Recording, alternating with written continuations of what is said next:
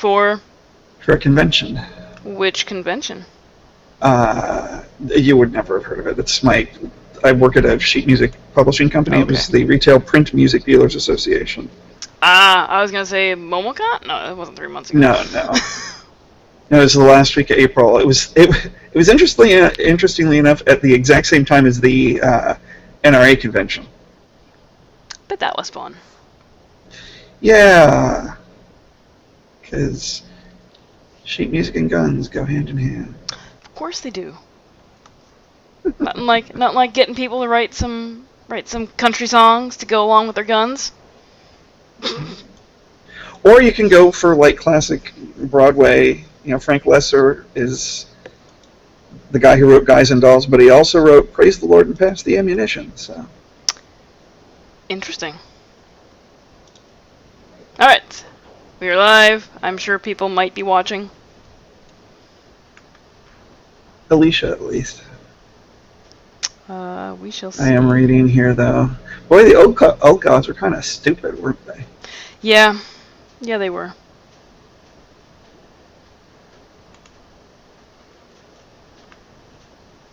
Now we have Bird, a friend of mine, Chris, and you. Alicia hasn't joined us yet, because I guess she's Bird. Dragon Age. Bird, yeah. Bird was playing. Hey, Bird. The bird, they got hit Not by that a I'm plane. looking at chat. So. He's not looking at chat. I'm looking at chat, because I popped it out and realized I could do that, and forgot last week that I could do that. I have to do that because we can't look at the screen when we play with Tall Squall. I don't care. Because his maps have spoilers everywhere, and the stream can see them. But yeah, we look can. At the stream, yeah, because we're all Fog of Ward, and which is why I gave you all 5 healing die. Like, I think they're gonna need these. And if I hadn't been smacked down so hard so quickly, I might have had time to use more than the 2 that I used. Yeah.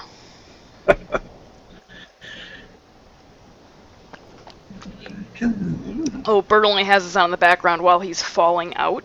Fallouting? Oh, Fallout. He's playing Fallout. Okay. Ah. I'm like, that's okay. We're only half paying attention to him. Alright. And he's only half paying attention to us. That's okay. Get back over to characters.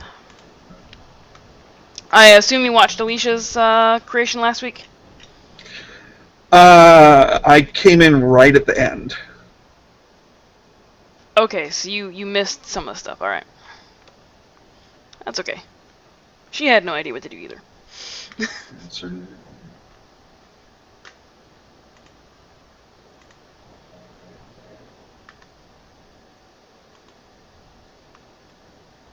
I can say that because she's still not watching.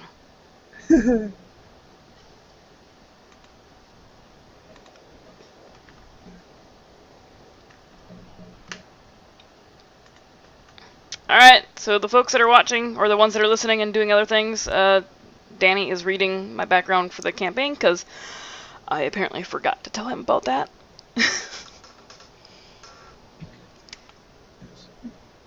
I wasn't you the one that sent you the link, was I? Alicia sent you the link, yeah? Uh-huh. Okay, that's why. We'll just blame Alicia. Right, because she's not here to defend herself. Where's the fun in that? If you're going to insult somebody, you have to do it in front of them. And there she is. Oh, apparently she heard that. She says, "What was that?" Nothing, Alicia. Just be careful with Alicia. She's like Bianca Del Rio. She has a Rolodex of hate. Cowards talking smack? No, we're not talking smack at all. Oh, yeah, we were talking smack, but I told her we should wait for you to get here because where was the fun in saying it when you weren't here to hear it? Because when she's not here to hear it, then I don't have to deal with the fact that she might do the Valley Girl voice for her character. That would be so wrong in so many ways. Yeah. And now I have a feeling she's going to do it just to piss you off. Oh man. Oh man. Because that's just the way she rolls. Rocks ball. Alicia's character dies.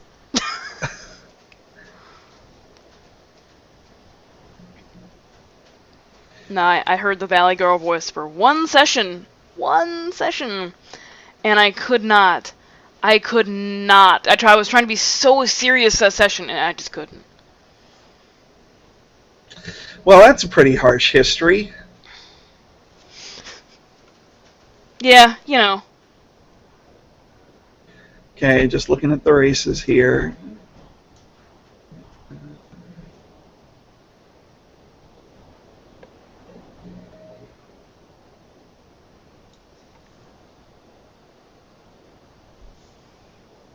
All right. Huh, interesting.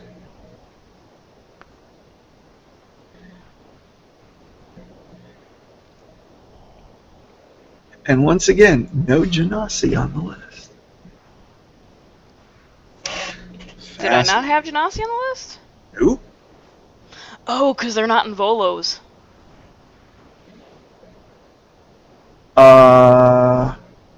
They're not? No. Well, I think there might be racial background, but the racial stats are not in Volos, I don't believe. No, well, they're in whatchamacallit. No. I know, they're in the Elemental Evil book. Yeah.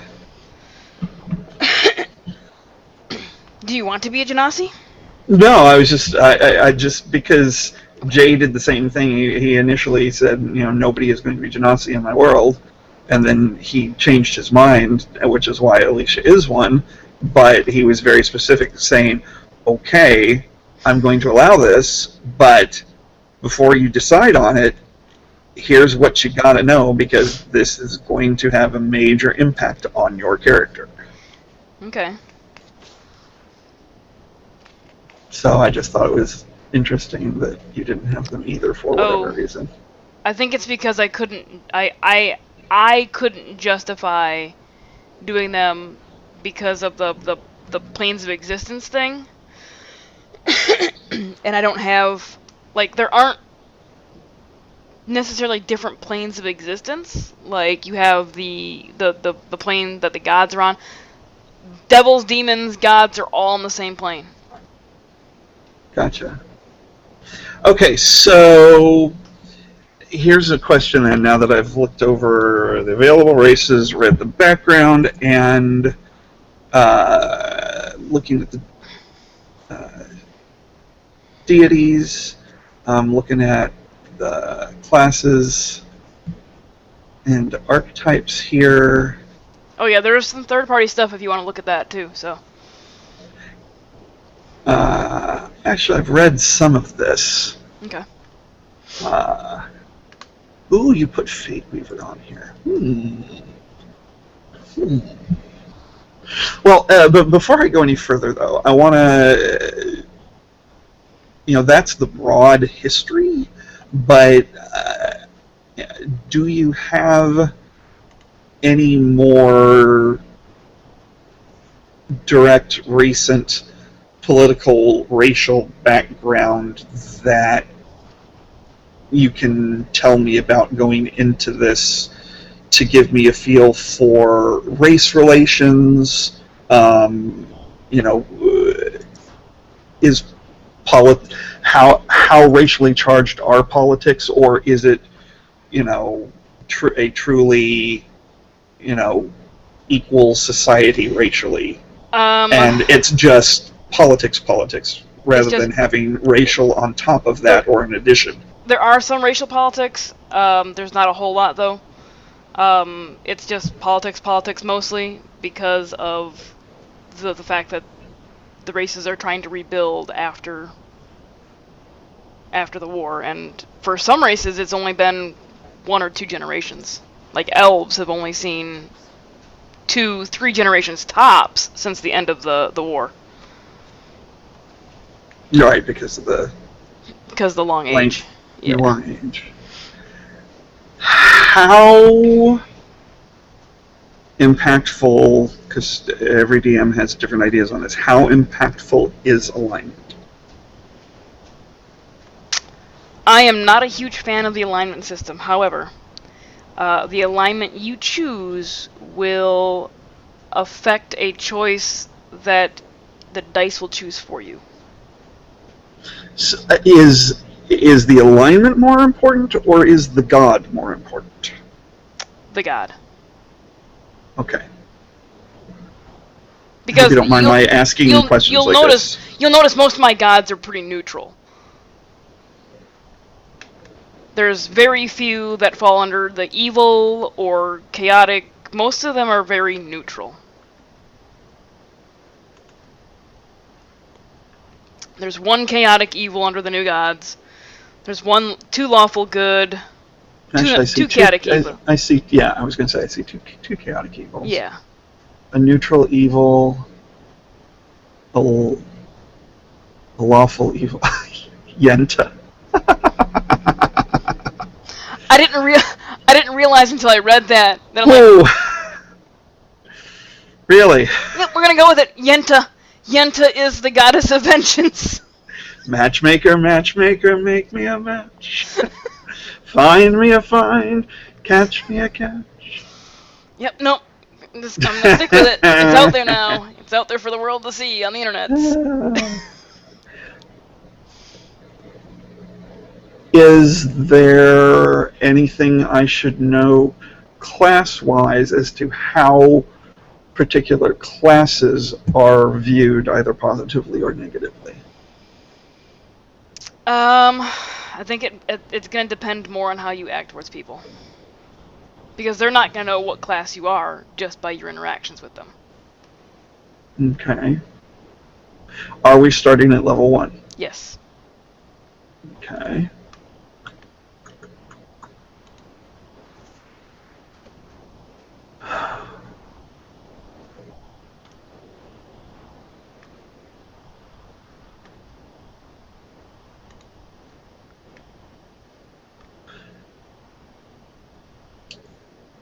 This is tough.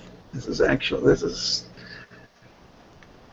I do tend to like to play casters, but obviously I already have a druid. I have a bard that I play in my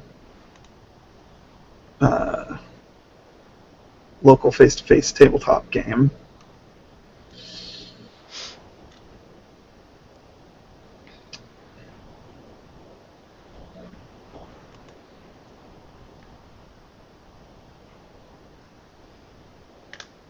Would party makeup make your decision in any way, shape, or form?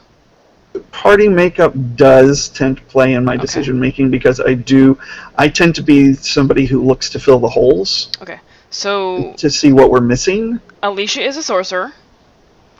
I know Jeff is going to be a druid, and I know Dory is going to be a monk. Uh-huh.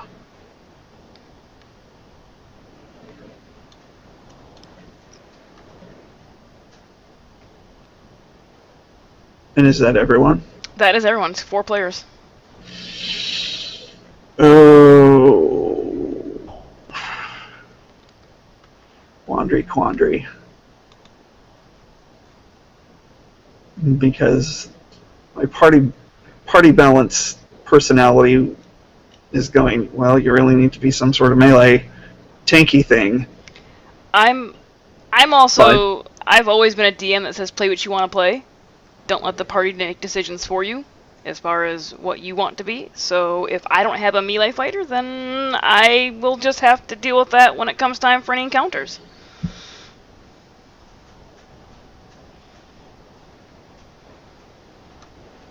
Let me look at some of these other third-party classes that I don't know. What can you give me a thumbnail on what an Inquisitor is? An Inquisitor is very much Paladin-like. Less hit points. Let me just double check here real quick. I think it's very Paladin. I think they get the same. No, they only go up to medium armor, so it's more cleric-like. because they are a caster. Um, I guess a religious ranger because they have the same hit die. They have the same caster level. Just different saving throws and everything. And they get depending on which archetype you choose, they can get like favored enemy. Okay. Oracle. A support class with no spells.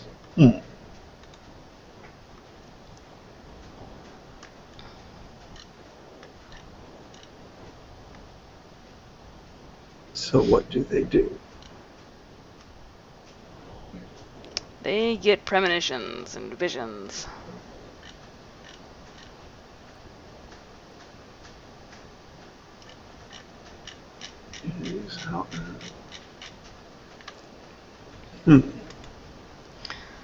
Interesting. You don't have to select your class right now, if you don't want to. Well, I kind of feel I need to because that's how I build a character. Oh, okay. You know, I tend to do a total concept thing. Well, You know, do you want to roll for your abilities real quick first? Yeah, that might be a good idea. So. Sorry, I feel I'm being less than thrilling here. No, you're fine. At least it wasn't thrilling either. I mean, let's be honest.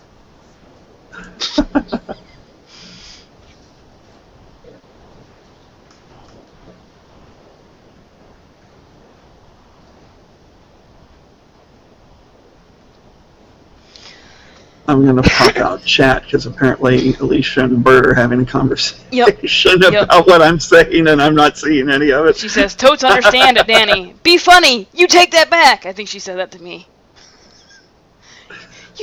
I will not take that back. Nobody's going to be exciting when they create their character. It's just the name of the game.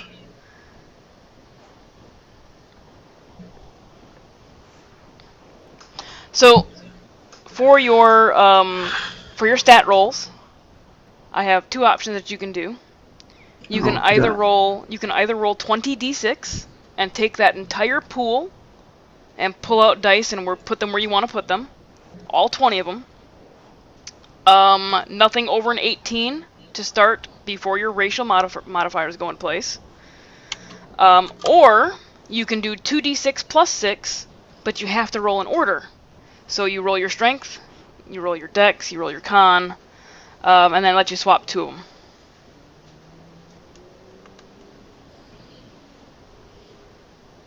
At least you went the 2d6 plus 6 because it took her forever and a day when I had her test the 20d6 way of it. Okay. So I guess I need a character sheet. You have one assigned to you. I do. It's called Danny's character. Danny's character.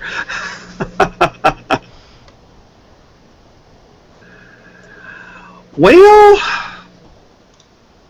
it's totally different from what I'm used to. It is a very different character sheet. It still allows you to do the drop and drag, though, should you choose spells or anything. Okay. It's still 5e, though, right? Yes. Okay. Yeah. All right. Well, then.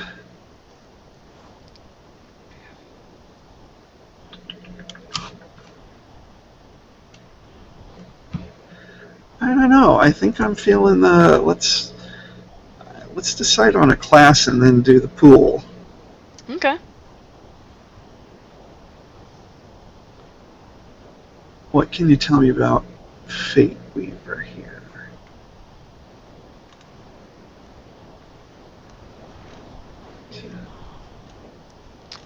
All right. The Fate Weaver. How is Fate Weaver different from Oracle? They seem kind of similar.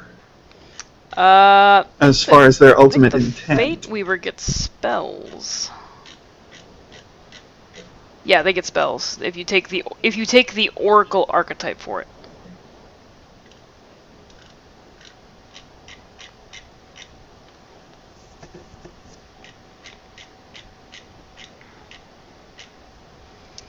Let's see here. A Fate Weaver can actually change the outcome of a round. I think they get an ability that lets you go back an entire round and redo the entire round. Wow. That can't be. I mean, that's got to be way down the road, though. I mean, that sounds insanely powerful. I think it's level 7, Alter Fate. In a small way, after you finish your turn, you may increase your to replay the entire. Oh well, not. Okay, when you said, see, it says your turn, not the entire turn. I was taking that to mean the entire initiative turn.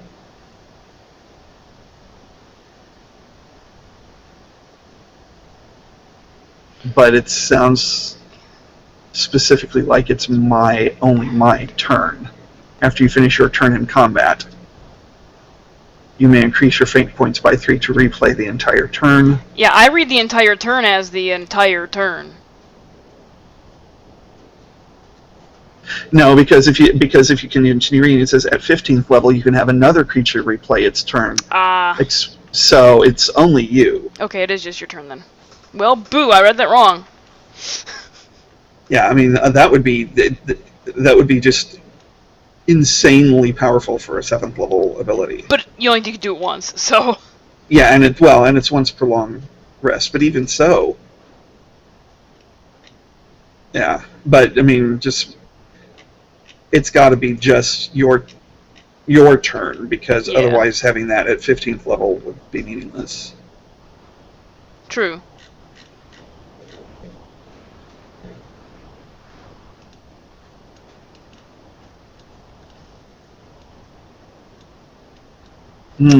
I will also, I don't know if I added it, there is a paladin archetype that I will allow. Oath of the Weave.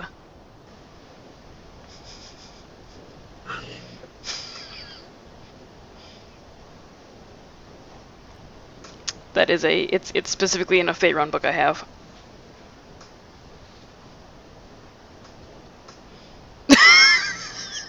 I'm one of these days I'm going to get to play the character that I've been envisioning. Oh, I really want to play an Air Genasi Storm Sorcerer. I think would be totally cool. That would be pretty cool.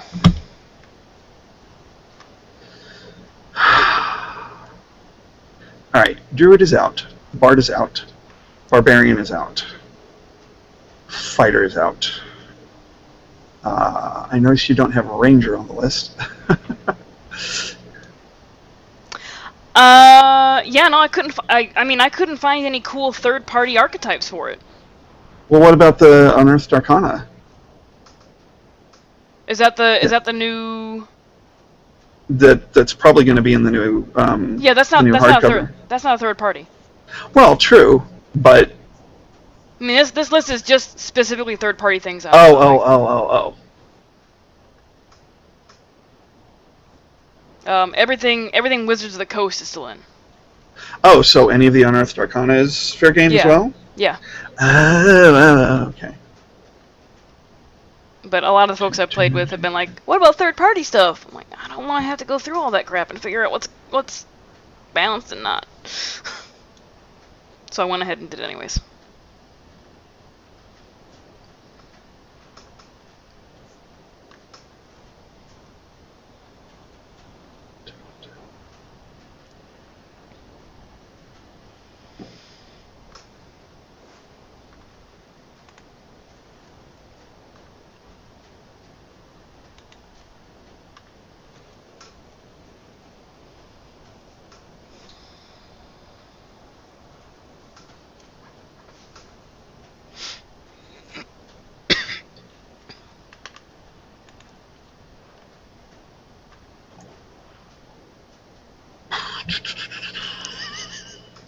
This is the hardest thing. This is always so hard Yeah.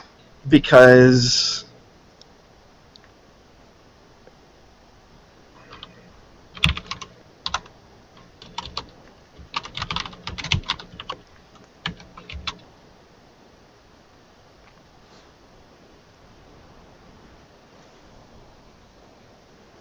Any idea on a race? well, I'm in a quandary there too because I tend to like to play elves. Okay. That's so predictable. But I mean,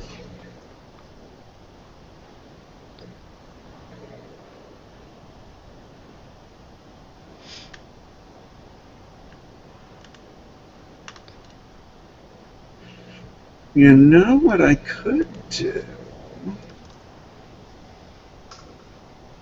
That might be fun because I forgot about him. It might be fun to recreate the guy that I was playing like a year and a half ago in Adventurers League, and then we switched to another game, and he got left behind. He got stuck in Barovia.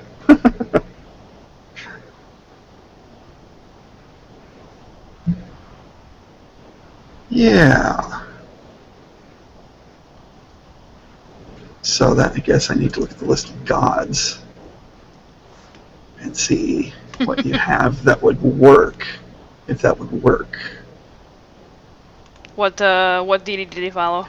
It was the elven god of nature, Rilithane Ralphil. I've got Goddess of the Wilds. Storm Goddess of the Wild. Yeah. Yeah, that could work.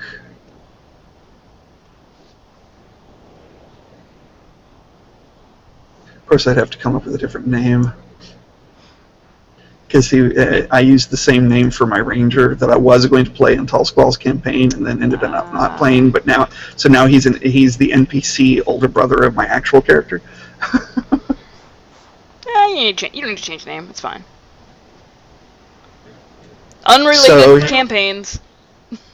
No, that's true, and it is a good name. It was my however long ago. God. 17 years ago? Wow. 17, 18 years ago. EverQuest Druid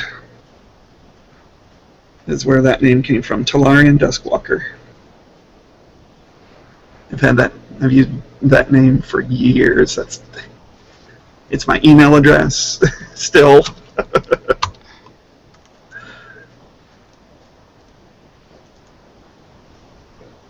And so I could do Paladin.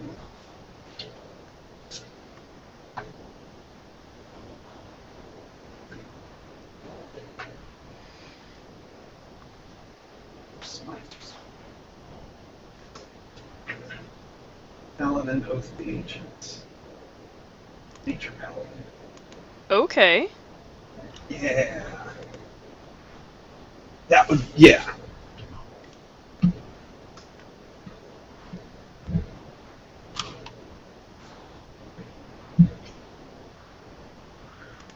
So,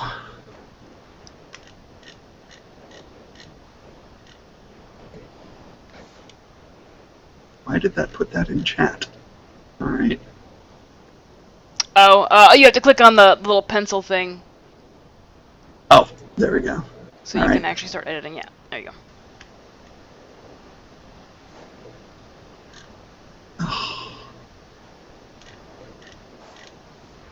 go.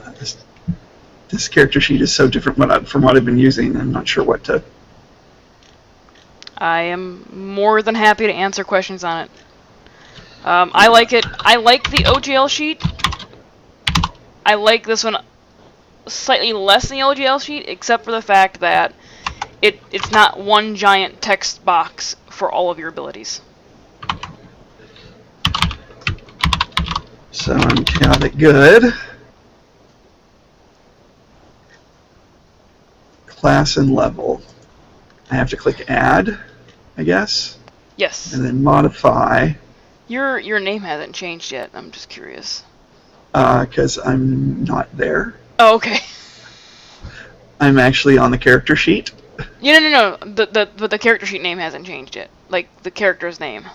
Right, because I haven't changed it yet. Oh. Well, that explains that. So you're wood elf. Oh, chaotic good. I thought you like were naming him Cabot Good or something like. Okay, that's great. No, that's alignment. I didn't hear chaotic. Look. Sometimes I'm just special. Leave me alone.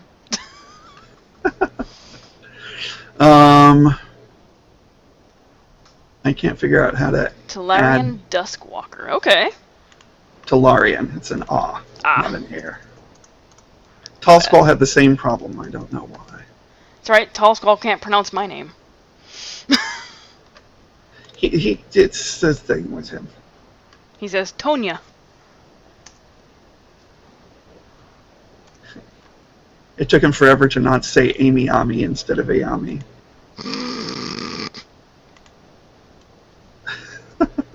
So how do I add class and level? I do click add. Yep, you click add. And then, oh, there it is. Okay, there's a drop down. Yeah. Paladin. And it's level 1.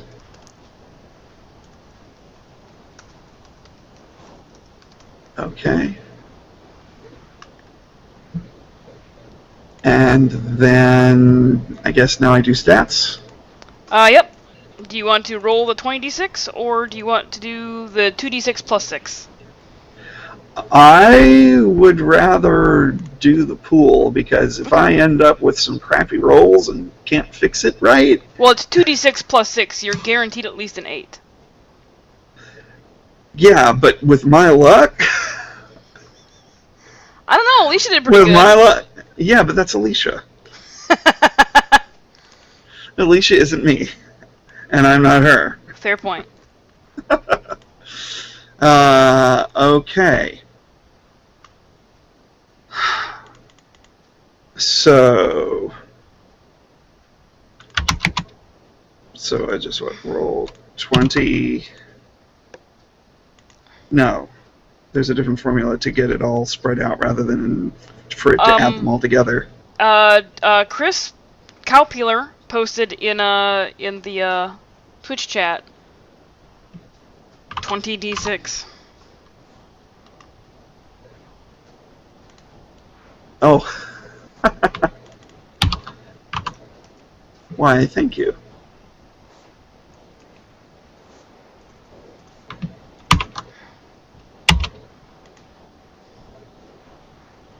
Holy fucking crap.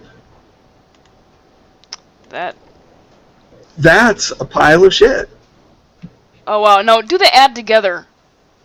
Do the add together, because I want to see what it equals. Because if it equals less than 62, re-roll it. Because 62 is an average of 10, which is crap. Well, let's just eyeball it. There's 10, No, that's 23, 4, 5, 6, 7, 8, 10, 11, 12, 13, 14, 16, 18, 20, 22, 24, plus 9 is that 33. 20d6? That's not 20d6. Yeah, it is. Isn't it? 1, 2, 3, 4, 5, 6, 7, 8, 9, 10, 11, 12, 13, 14, 15. So yeah, that's 20d6. Just do the roll 20d6.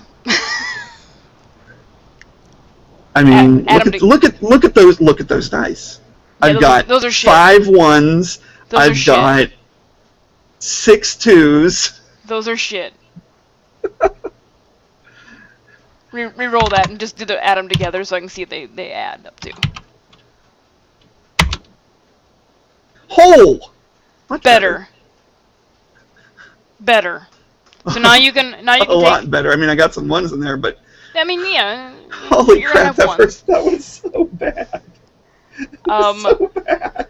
So you don't have to take an order. You can take whatever die, but you have to use all 20 of them. So.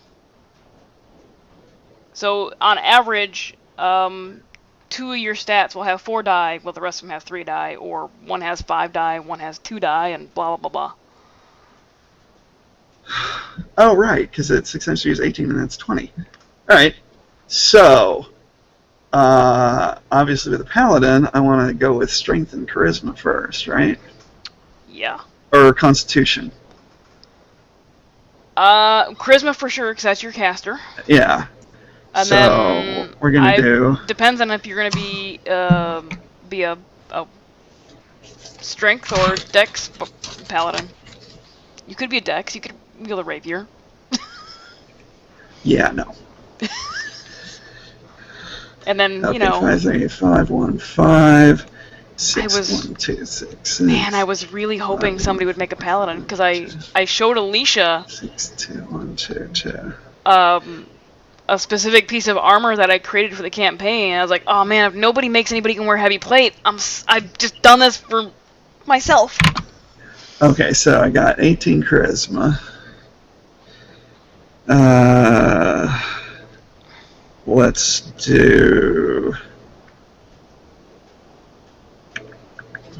the 5 and the 5 and the 5 for a 15 strength.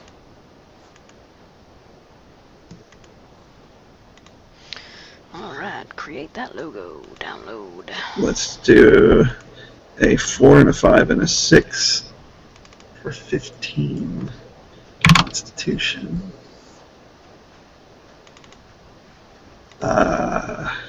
What next? Dex or wisdom? Needs to be the next highest. I guess Dex? Yeah. Well, I mean, And he's if you want he's an height elf initiative. too. Well, and plus I'm going to get some racial bonuses. Yeah. So I might tweak this. In fact, let me take a look. What are my racial bonuses? What else?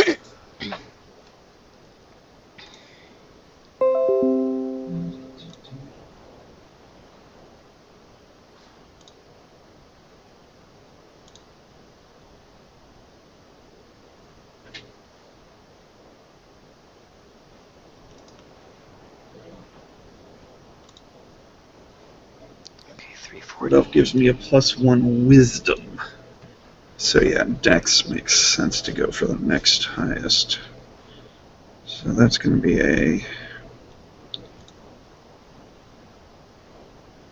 5, 8, 10. Alright. And the wisdom is going to be... now we're getting down to the...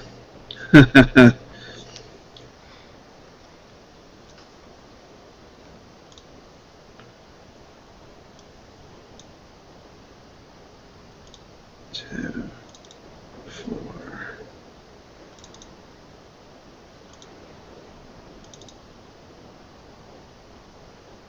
Six. Yes, this is a stream about math, folks.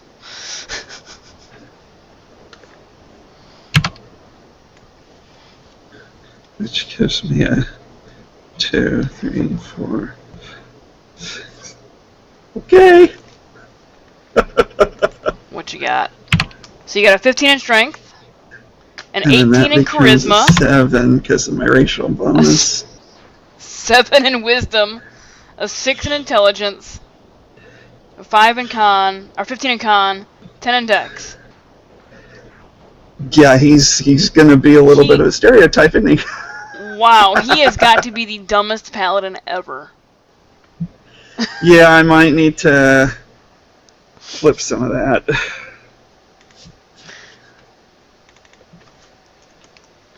But he looks pretty, guys. He looks super pretty.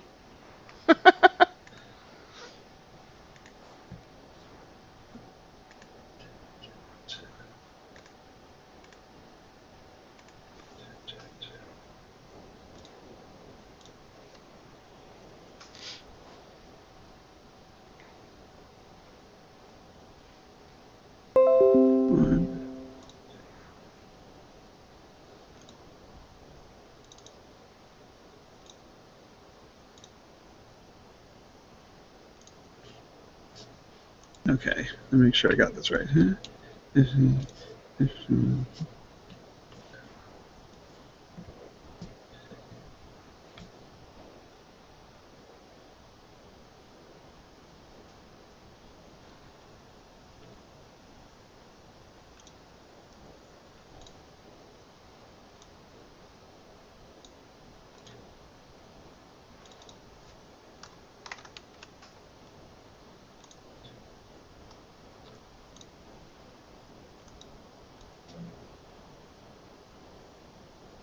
Yeah. All right. Let's tweak this a little bit.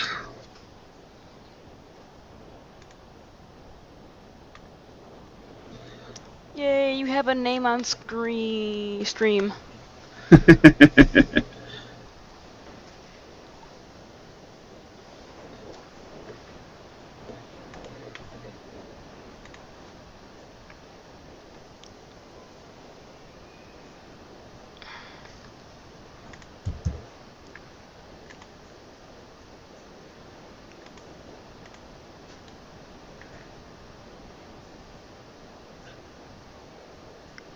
Okay, so I need to bump the strength down by 1 and make it a 14, which means changing that 5 and the 4 temporarily, so that becomes 14 there. And this becomes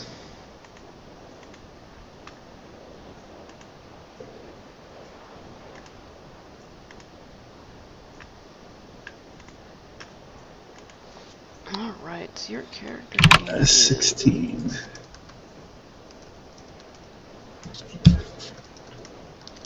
Tolerant Duskwalker? Wood Elf.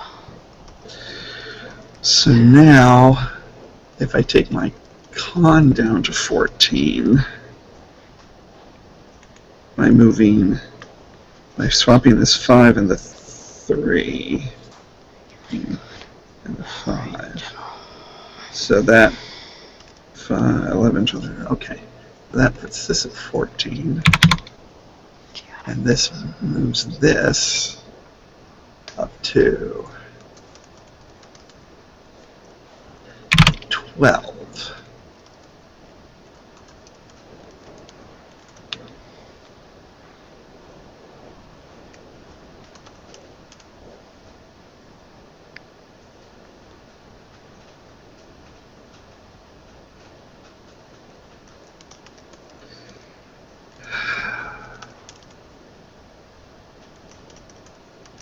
Okay, so if I take the strength down to 12, do I really want to do that though? No. Con, maybe. Or I could do this.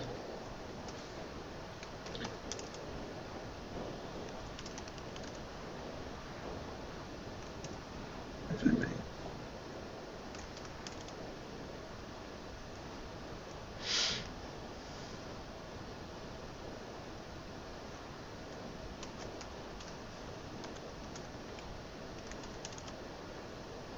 Yeah, I can't let those be that low. Which means I'm gonna have to.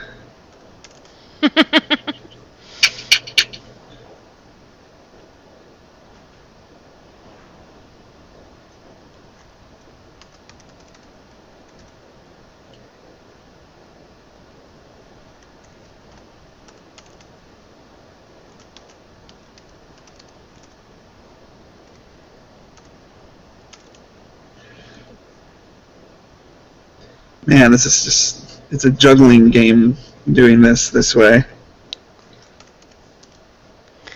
Yep.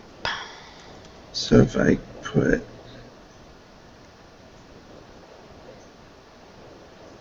Yeah, I'll do that.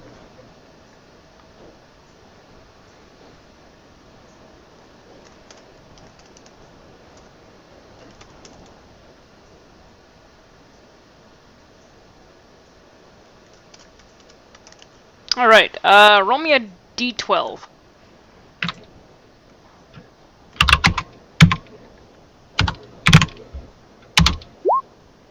A 4.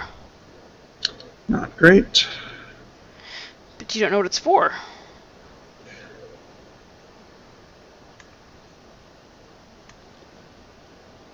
So briefly, this is going to be... Interesting. Okay, so that becomes a 16. That becomes a 16.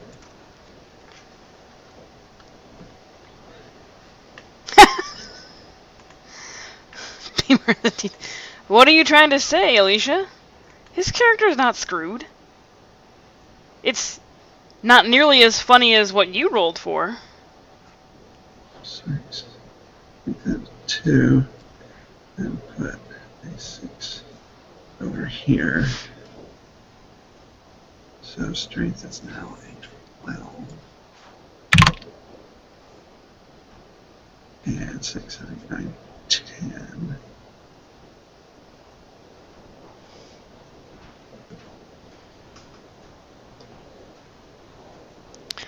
So now we have a 12 in strength, a 12 in dex, a 14 in con, a 16 in charisma, a 10 in intelligence.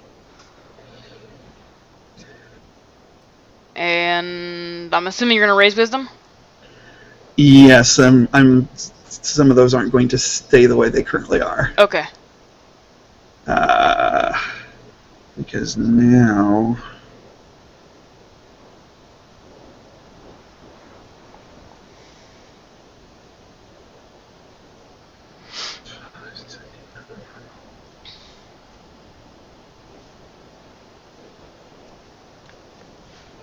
If I do 2, 5, 8, 9.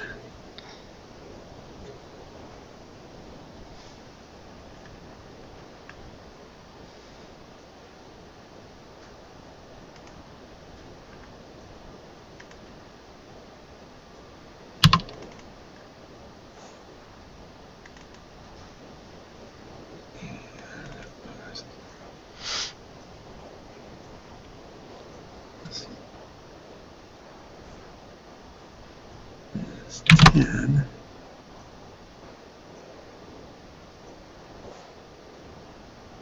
And then swap the int and the dex. 9. 10.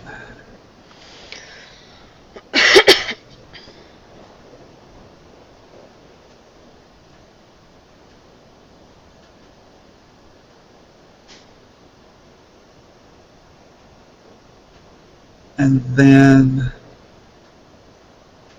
I think I should swap the con and the strength. 12, 14.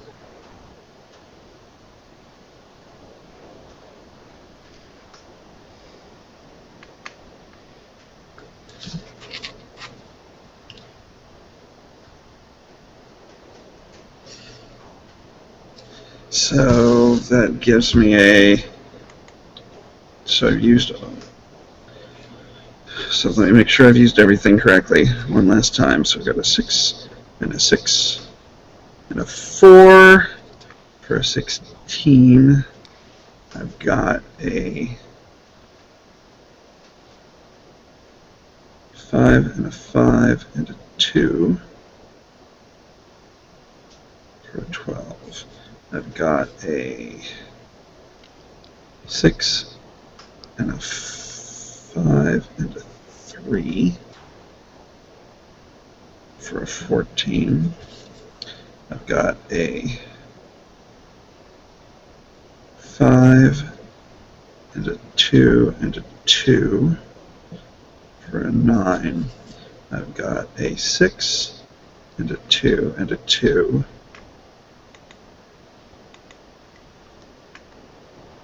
for a 10. And I have a 5 and 1, 2, 3, 4 ones for a 9. All right. And then the 2 9s go in int and wisdom, and then I've got the +1 wisdom from the wood elf racial bonus, which puts that at 10.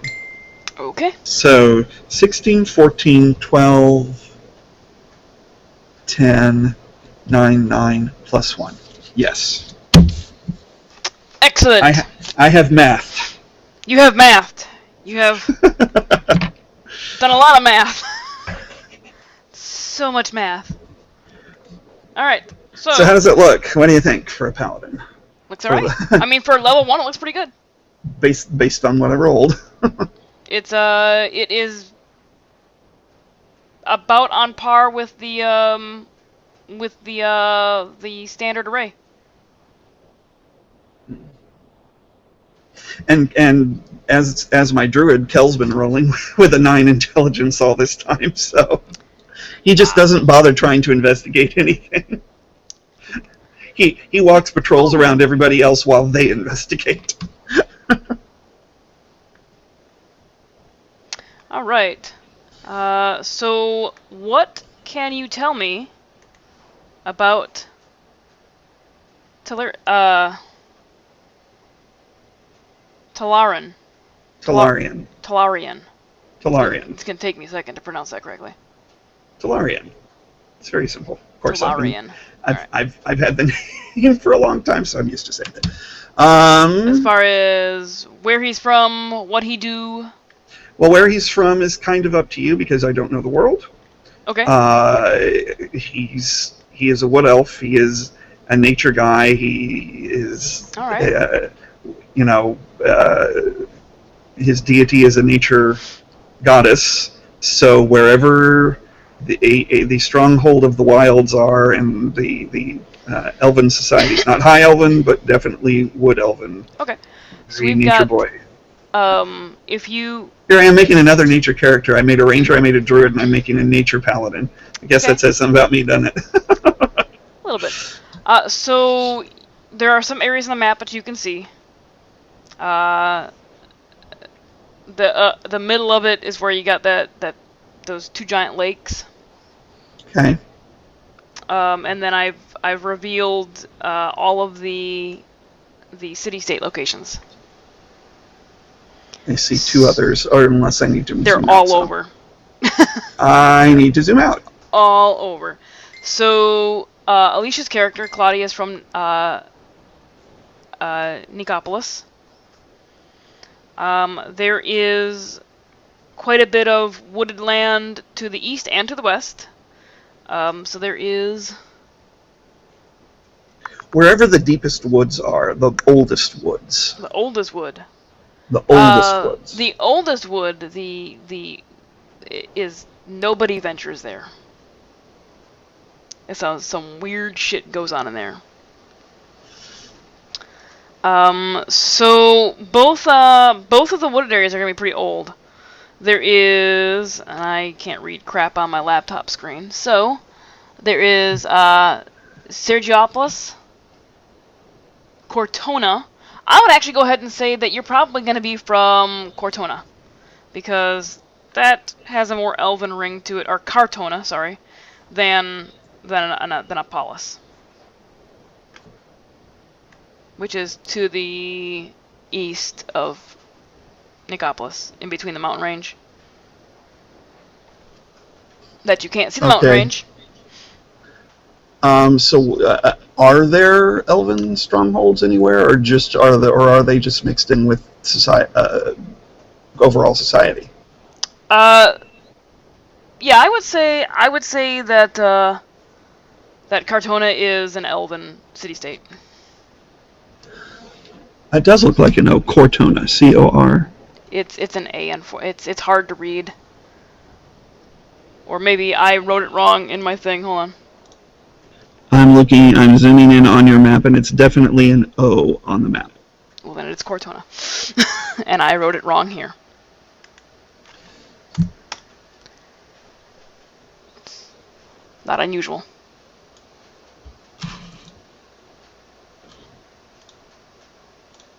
Okay, so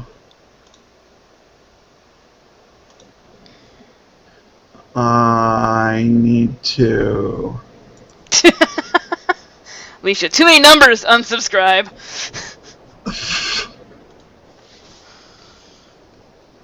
Alright, so I will go ahead and put a note under Cortona that it is an elven. Oh, that isn't already established. Ooh, that's why I was waiting for y'all to create characters so I can give certain places to certain things. Or if you decide to make your own village or city, I would get that added in as well. All right.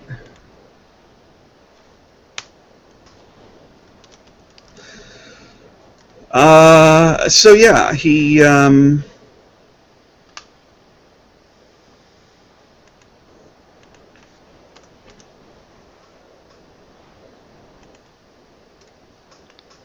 right. Yeah. What can you tell me about his background? well, he comes just in general from a long established elven society. Wood elves, not high elves. Definitely, they tend to be all. At least if we're going with the stereotypes, they tend to be a little snooty and. For the high elves? Yes. Okay. I mean, that's just kind of the trope. Yeah. I don't know if that holds true here, but at any rate, A little bit, yeah.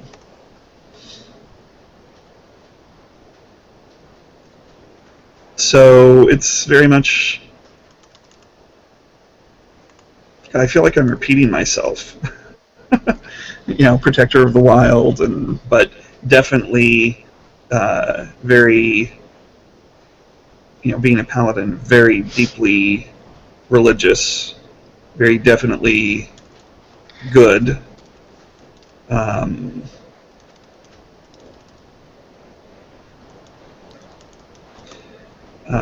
Very much, laid back, but,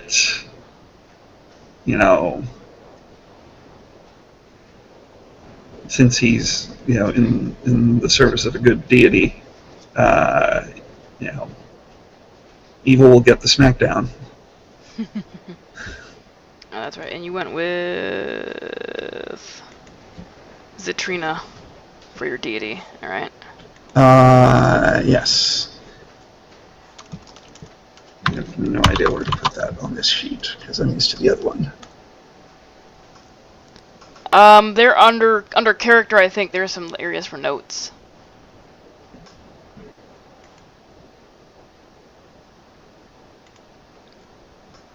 Okay. Are you going to have us choose backgrounds and yeah? get those? I'm actually going to let you do that, kind of on your own time. But for right now, I want you guys to I wanted to get all the characters to have some sort of events in their life that had an effect on them, and gave them either a contact or a rival. And they don't have to give you a contact or rival. For Alicia's events, she said at age 9 her character went in for her testing to test her magical abilities, and she ended up destroying part of her estate, which crippled the head of the staff they had there, which gave her a rival of the daughter of the head guy. So that has given me something to play with as far as people that you may or may not meet. Okay. So looking for an event idea that could have changed or done something to your character that changed their view or something like that.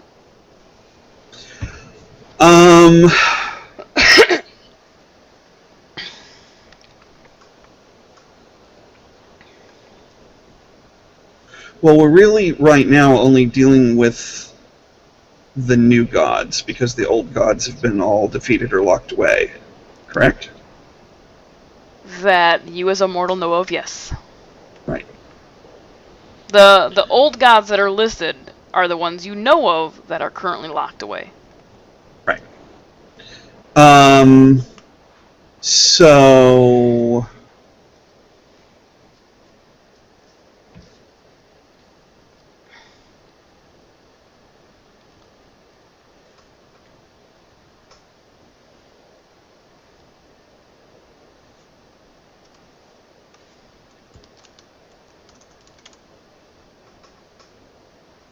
I'm thinking, because I'm looking at the evil and looking for like who in this pantheon would be the natural opposition. He comes from a very devout background. Members of his family. Probably Aldir, the god of battle and destruction.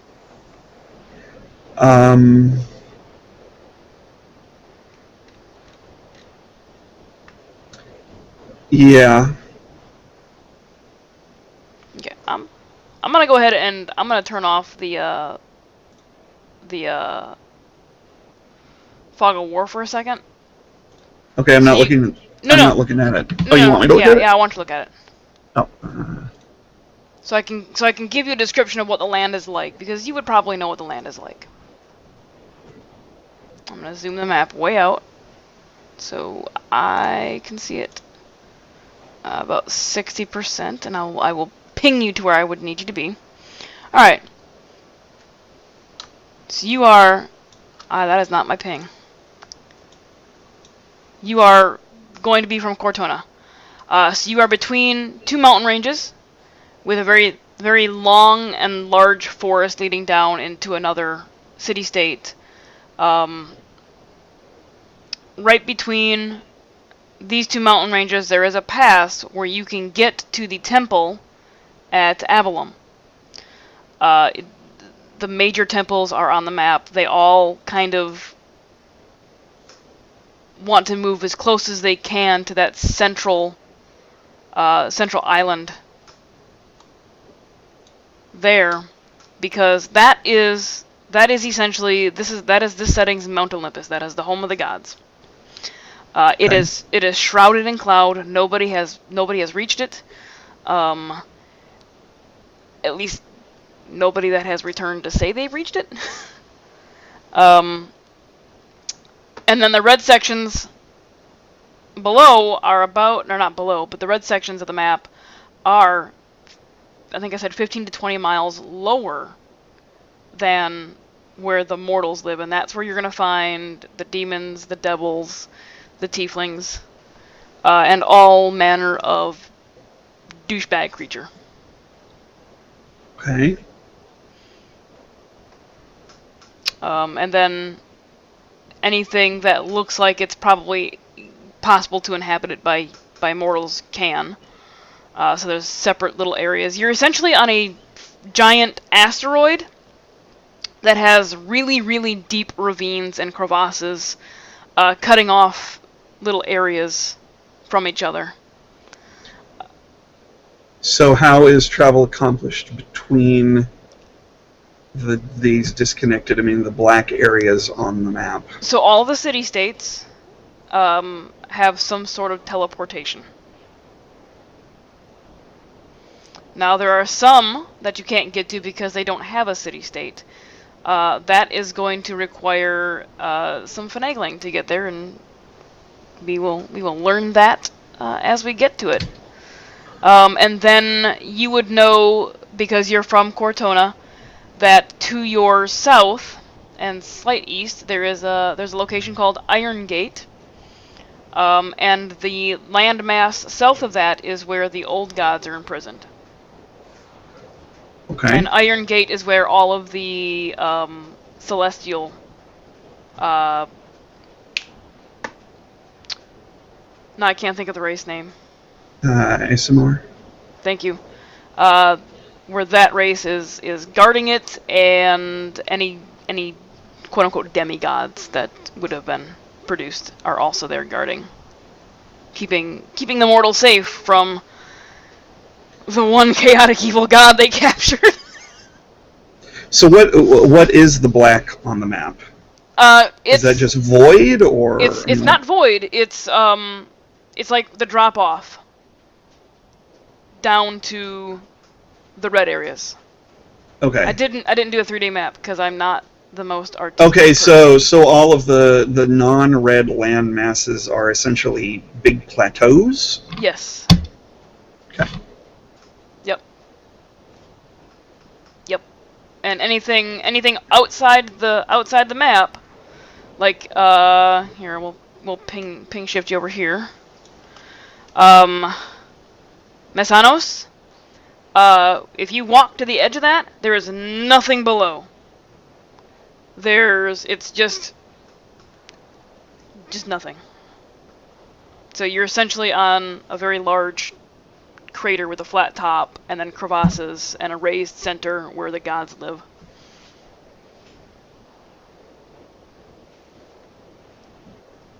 Okay. I think I'll just leave the fog of war off. I really don't care. And what kind of scale are we talking here? The measurement tool should be accurate. So from your city-state to the next city-state to the south, it's almost 200 miles. So it's not super big. Okay. So that's a 4-day travel from you to the, give or take. Okay. Now, if you'll excuse me for just a moment, how do I mute myself? There it is. I'll be right back. Okay.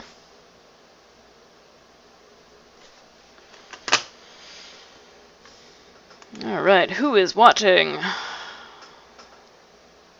The same people that were watching before.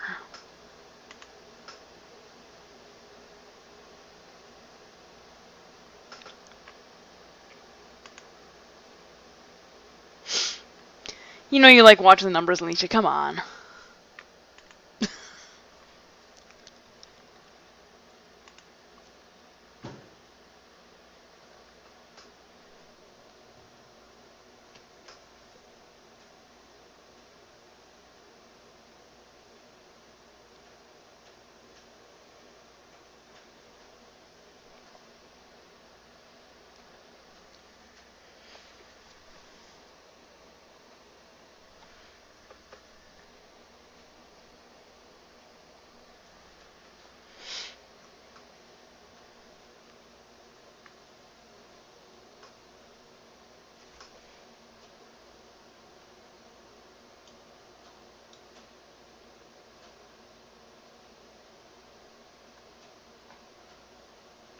See if I turn it back on, will it do the same as before?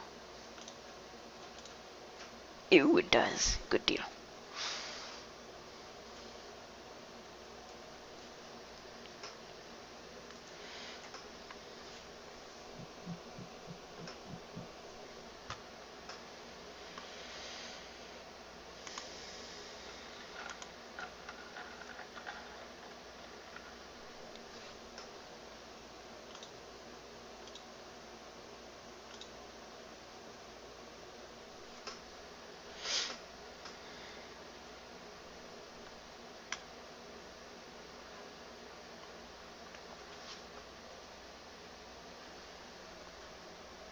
Yep, this is the intermission.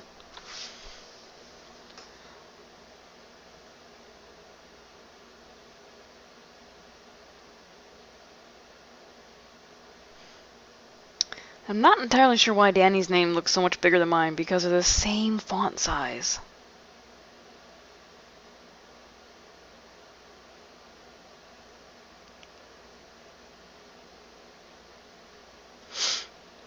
We'll just redo those.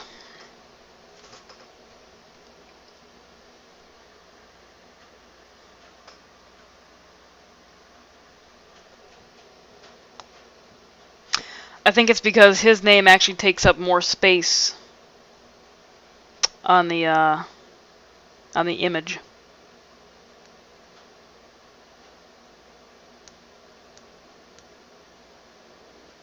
It's alright.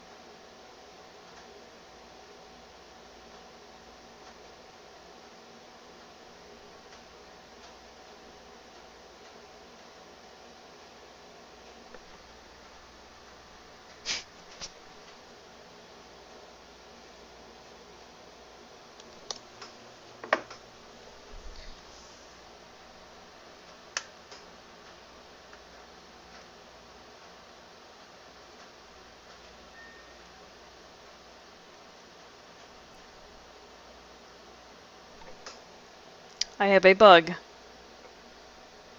trying to dive bomb me at every chance it gets.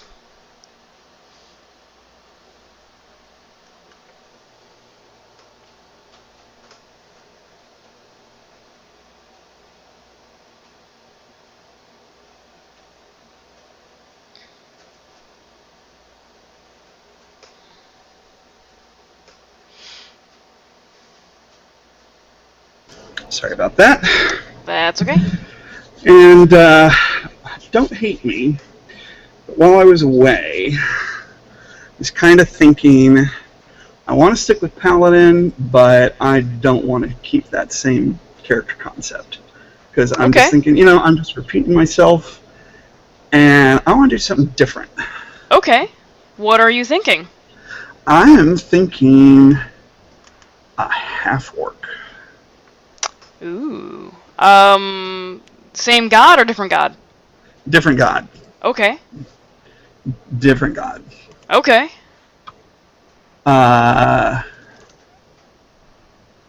battle god, but not like the evil one. If there's a war god, god of war, that's lawful. I don't want it to be lawful. There are two gods of war. Right? There is Sodar, which is a chaotic neutral. He is all about battle not so much destruction, but definitely all about battle.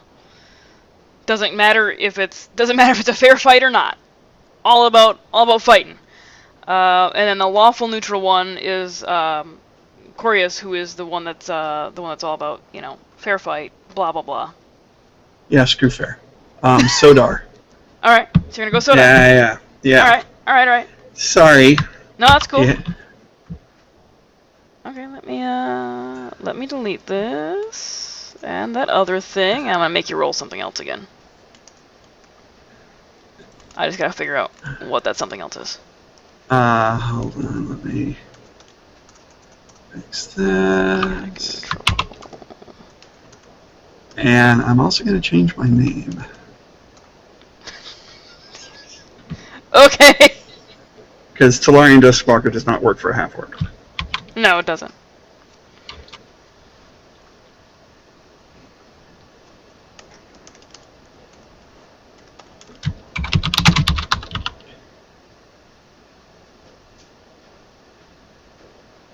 Actually, I don't have to have you roll, because what you rolled before does work out for a chaotic neutral person. Oh, didn't mean to do that. So, I am going to I'm keep used that. To this sheet. However, he's not letting me go, so I'm going to go to the page.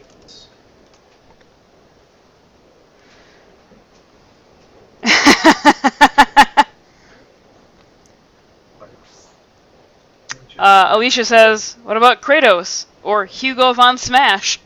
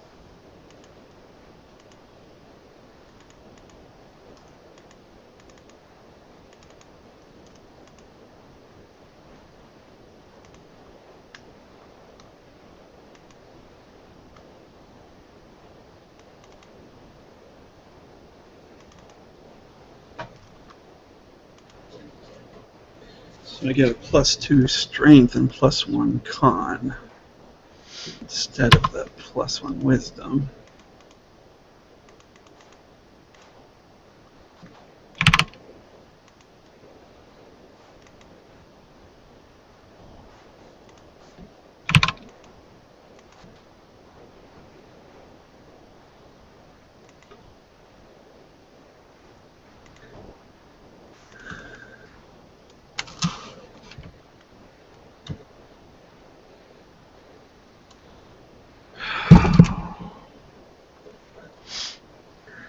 Oh, what was that?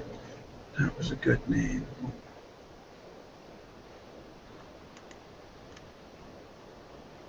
Yes. Dredging up old character names.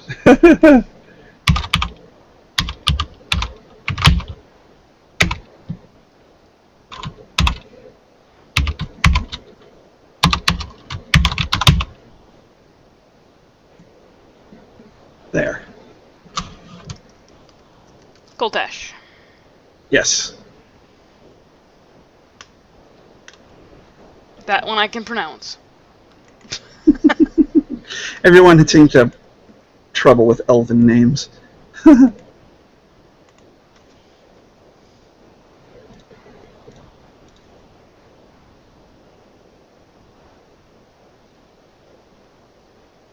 So he's also going to be obviously from somewhere different. Probably somewhere, I don't know, deserty. Okay. That's doable. Alright, give me a second here.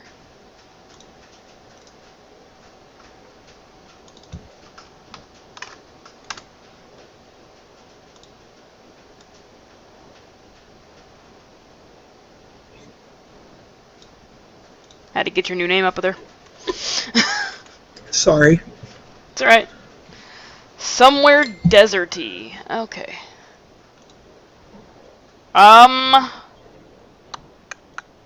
Well, there is a little. It's not deserty, but it's grasslandy around Nicopolis.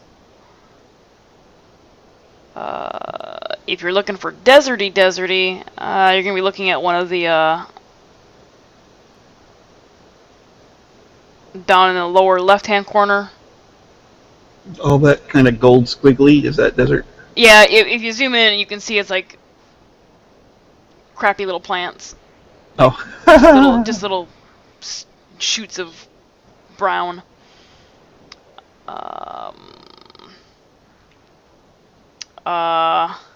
I would say, yeah, either like Misanos. Okay. Alrighty. That'll work. Because Arcadiopolis just sounds too pretty.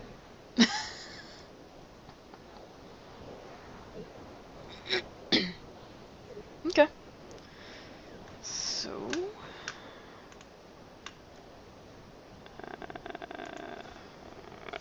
not a wood elf anymore. So now a half orc.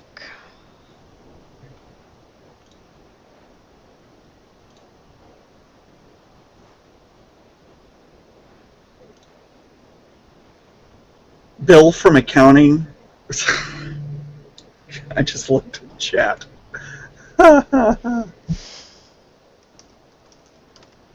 Okay. Oh, I gotta turn that off.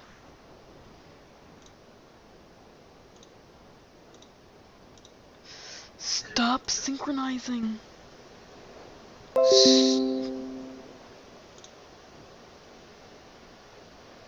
Okay. Alright, so same thing applies. Looking for some events that happened in your life that may have affected you as a person, but first let's go ahead and do a little bit on this character's background. And I've got to change the character name up here because why not? Koltash Karn. I think that's a good orcish name. It is. So tell me about your half-orc. Well, oddly, he's still from a very religious family. But of course, worshiping a god of war, battle for battle's sake, and winning, but, it's not about the fair fight, it's about the, crush your opponent. I think probably all young orcs in at least in his family and certainly in his wider the part of society that he's in, the young orcs are always being assessed as they grow,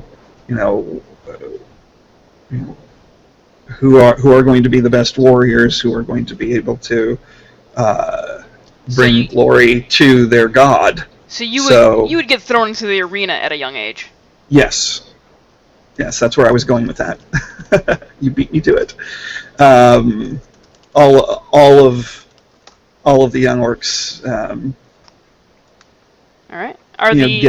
Get tossed in to see how they do, and it's the ones who eventually get weeded out, fall by the wayside, and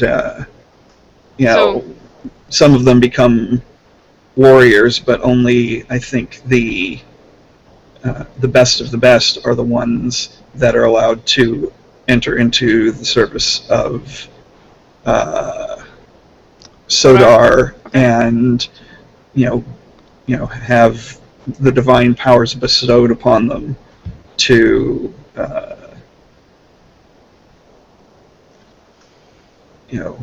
enable them to smite their foes with godly power. All right. So when you're thrown into the arena, is this just like the battle masters assessing you, or is this also for sport for the masses? It's both, yes. Okay. It's there's betting going on. Oh, he looks scrawny, he'll never make it. Oh, that one looks big and tough. Let's put money on her. Kind of thing. It's definitely an equal society as far as males and females. Okay. So how would you? Because all that matters is whether you're strong enough or not. And if you're strong enough, how would you describe your character in his youth? Was he scrawny? Was he kind of buff, or? He was always big and bigger than the others, and was marked at an early age as one who would probably go all the way. But because of that, he was treated more harshly and thrown in more often, and had more stuff done to him to try and they tried to break him. All right, so they try and break all of them, but the stronger ones get more pressure, and they try harder to break them.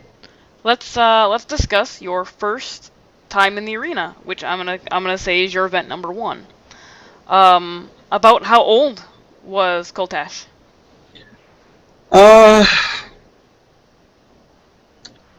He probably went in fairly young, younger than most, because he was larger than his age group. Uh-huh.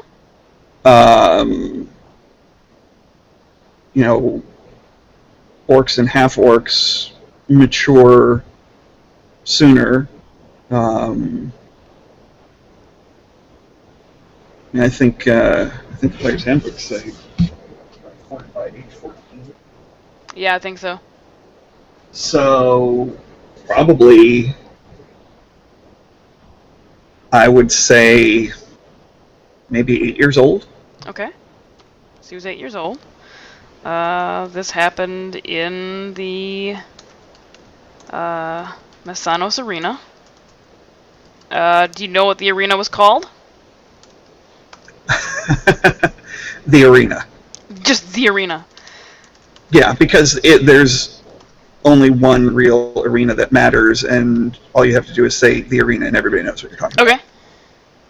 It's like as an example, just as a side note, your real world example. I went on a business trip up to North Dakota a couple months back, and well, I guess 3 almost now.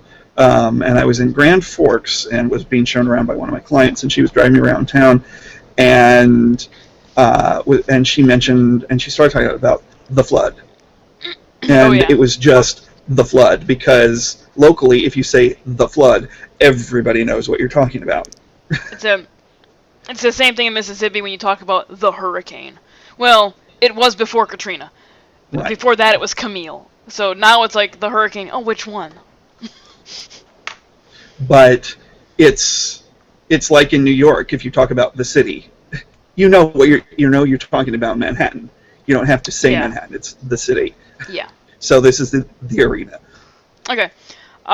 So during your first time being thrown into the arena, what happened? Well, growing up, I mean, all the kids know about it. They're brought along. I mean, it's the entire, families are in the stands. Everybody comes to watch and, cheer on, favorites, friends, family, whatever. Boo the opponents, you know, toss stuff in, real bread and circuses kind of thing. But from Coltash's And perspective, so, what from his happened? perspective, he was eager to get in. He's like excited. I get to go in. I get to go in. And he gets to go in. He got to go in before all of his friends because he was bigger than them, and so he kind of was a little smug about it. Mm-hmm. He uh, because he was a little smug about it and having no real skills, despite his practicing with his friends, and he does have an older brother, Okay. and who would push him, and his father would push him, his mother would push him. It's just that's what you do. Speaking of that, are your parents both still alive? Yeah, I think they are actually. All right. What is your father's name? Um,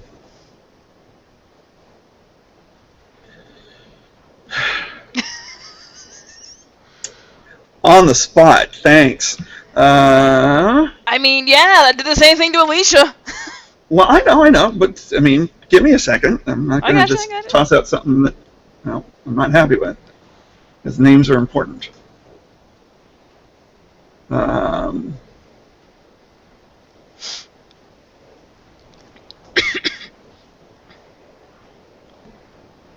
Kharsh.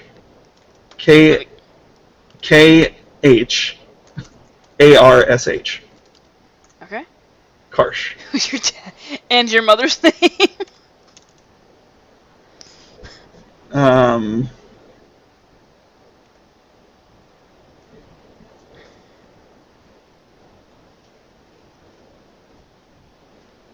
Seriously, Alicia. I'm not seeing what she's saying, so Who's if your you have daddy?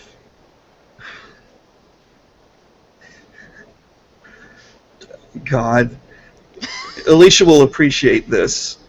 I don't know if she ever watched the Sing Off, and I'm not looking at chat, but they're one of the groups on the Sing Off one season.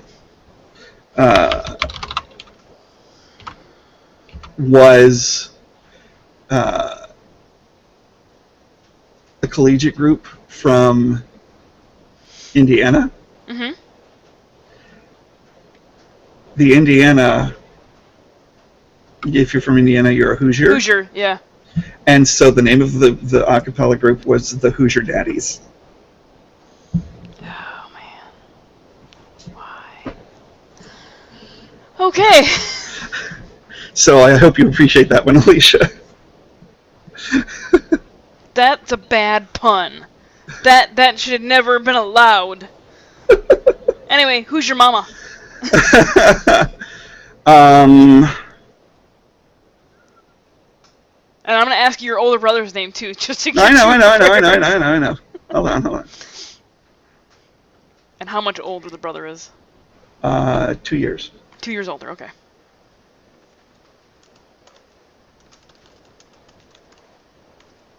No, make it 3. Make it 3.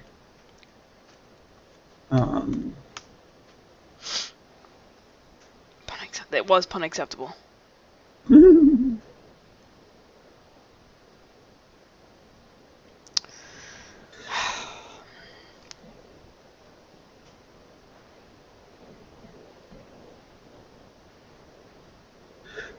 Pestra. P-E-S-H-T-R-A.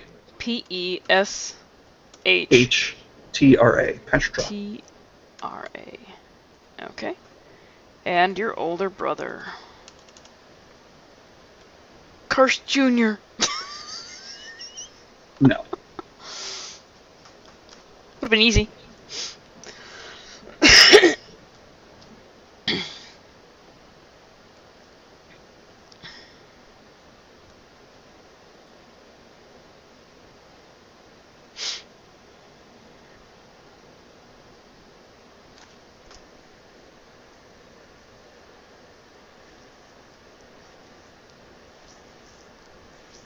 But there is going to be a little bit of family naming tradition, beginning with the KH.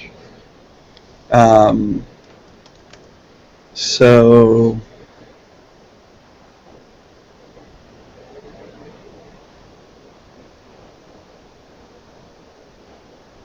Goltar.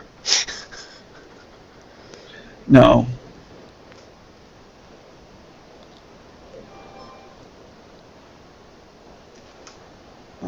Khor. K-H-O-R. Okay. Alright, so going back up to age 8, the first time in the arena, you were eager to go in. While you were in the arena, who did they pitch you against? Well,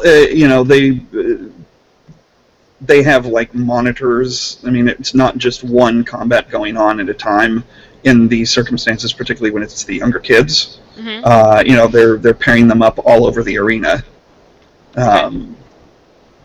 Multiple combats going on at any given time, since there are so many.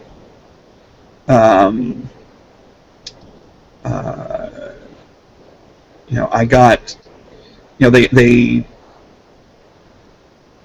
try and pair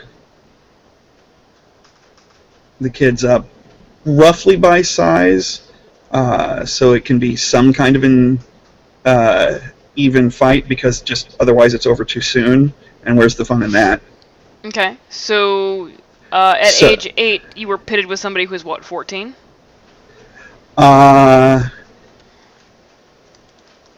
Not quite 14, but like maybe 12. Okay.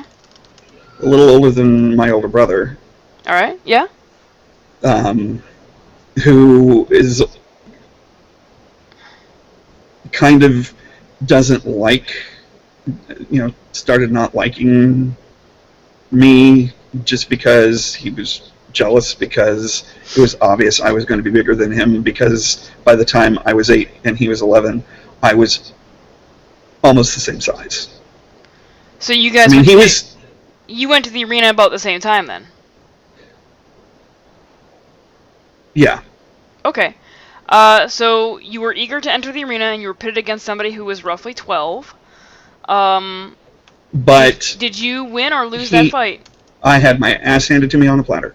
All right. Because I had the eagerness and I had the strength, but I just, despite my practicing, I just didn't have enough skills. All right. So to, he, as you can see how my stats turned out, he's not the sharpest tack. I mean, he's not dumb, he's not grog dumb, but he he just got outmaneuvered, outthought. Okay. So and was a little bewildered as to how it could have happened. All right. So looking back on that, how did that loss affect Koltash? It pissed him off. It pissed him off and made him work. It was those are the kind of moments where you either give up and say, "Oh, fuck, I'm never going to get it, and I suck," or it lights a fire under your ass and you buckle down, and it's like, okay, that will never happen to me ever again, and you double and triple and quadruple your effort so that you make yourself the biggest, baddest, strongest, fastest. I will take you down, and you will not touch me. Okay. So, from that first combat, from that first bout you had, did you gain any rival or a contact? From that? Mm-hmm.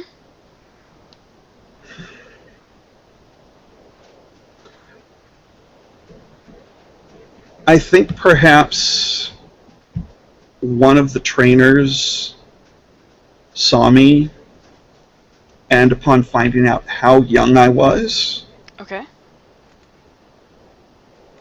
and yet, even though I got, defeated, just the fact that I was there so young,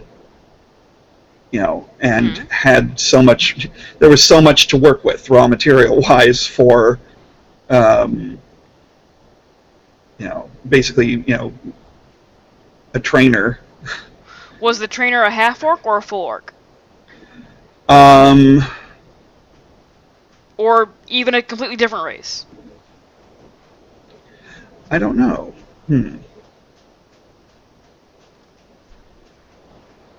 Well, roll a 1d3 for me.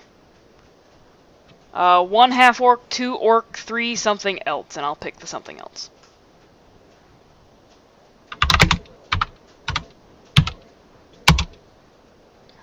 Half-orc it is!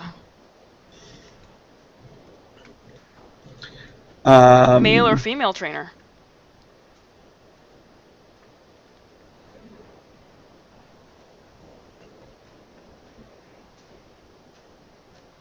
Female. Okay. I like that name. We'll go with that. She was...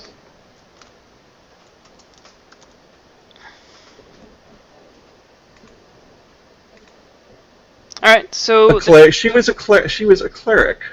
Okay.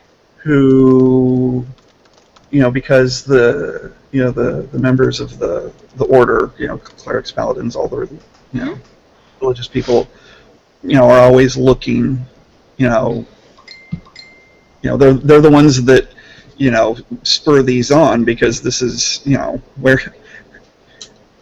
where they get the next generations, and of course, with the relatively shorter lifespans, they have, more than most, have to be constantly on the lookout for the new kid coming up, because they're constantly looking to strengthen the order.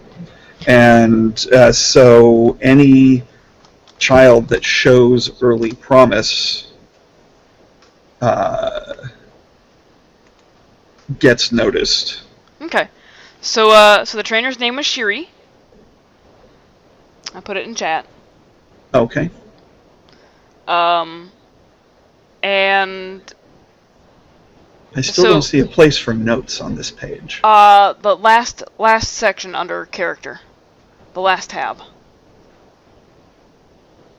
You've got the core tab, spells, equipment, features, character.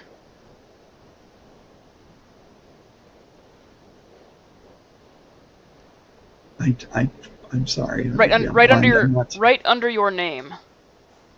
Core, spells, equipment, features. Oh, character. Up there. Yeah. All right.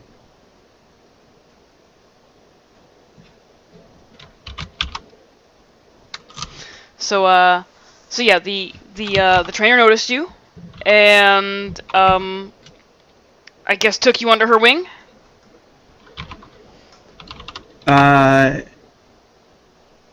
Well, not directly because I was so young. I mean, she would have talked to my parents. Yeah.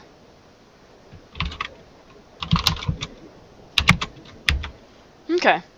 So, at 8 years old, prior to your initial venture into the arena, the night before you had a dream. And you found yourself essentially floating amid a sea of stars. Before you, far off in the distance, there was a silhouetted figure who had a very faint glow about them.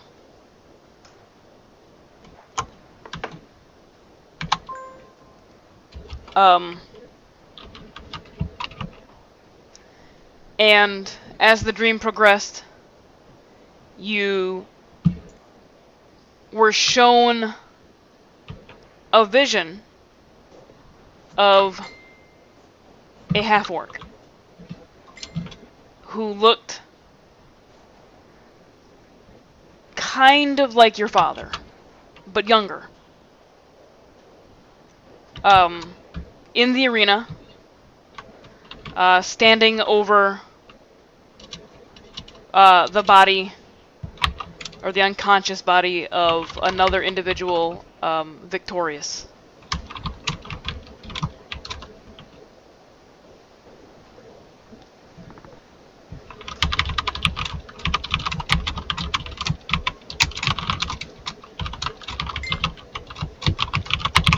Seriously, phone, what the hell?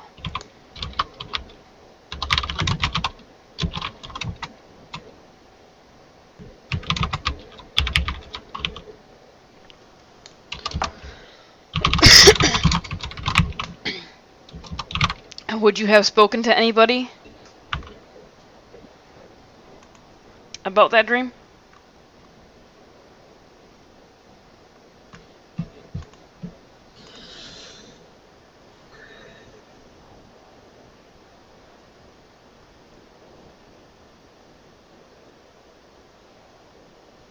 Well, and it was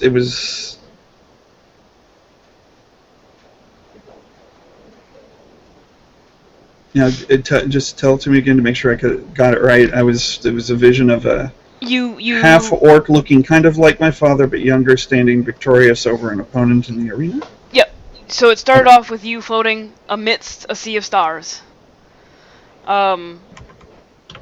And before you, you see a silhouetted figure with a faint glow about them. And I'll go a little more in depth. The figure, sort of where their torso is, begins to change color and show you almost like a crystal ball type vision of a half-orc that resembles your father but younger, standing over another individual victorious in what looks like the arena. Okay. So then, yes, I would have mentioned it because, awareness of the Order of Sodar, and is permeated through, it's just common knowledge. Something like this would have seemed, there have been. I mean, you hear stories of people, having visions and prophetic visions, or glimpses of the future given, Okay. by Sodar. And so particularly if this was like very different and unique, to his experience from anything he's ever had before, as far as dreams, he definitely would have asked his father if he thought it might be a vision from Sodar. Okay. And because it looked like my father, I would have probably asked him if it was him I saw. Did that happen to him?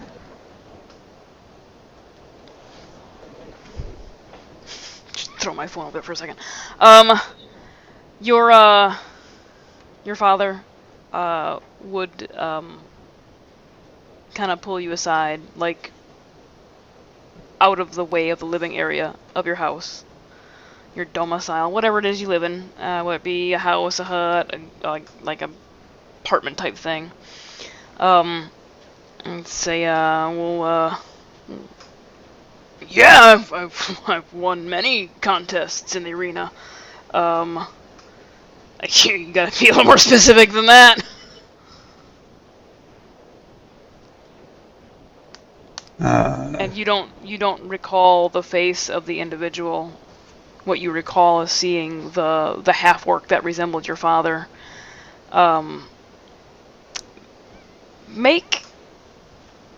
Hold on. I'm not gonna make you make a check. There is one thing that differed. It was the actually, before I continue, what color are your character's eyes? Oh.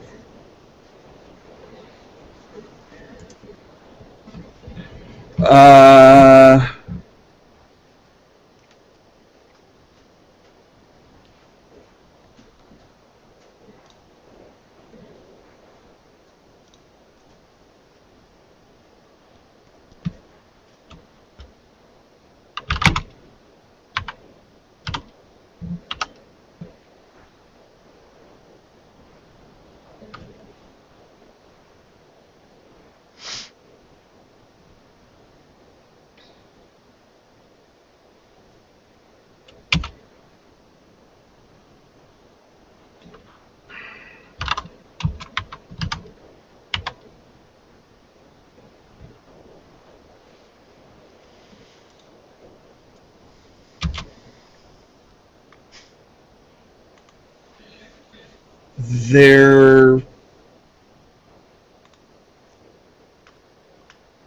an unusually pale blue. Okay. Very pale blue. Okay. You think back on the dream when he asked you to be more specific, and you focus, because you can't seem to focus on remembering what the defeated individual looked like, so you focus on the half-orc that resembles your father. The half-orc that resembles your father has your eye color and not your father's brown eye color.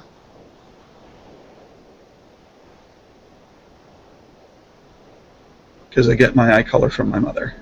Yeah.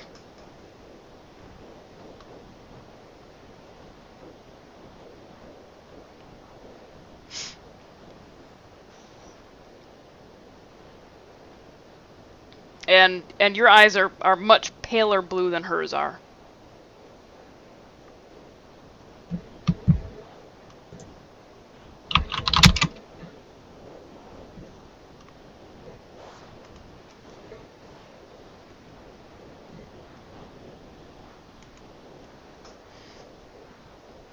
Okay, well, at 8 years old, I don't know that he would know what to say if Okay. he realized that.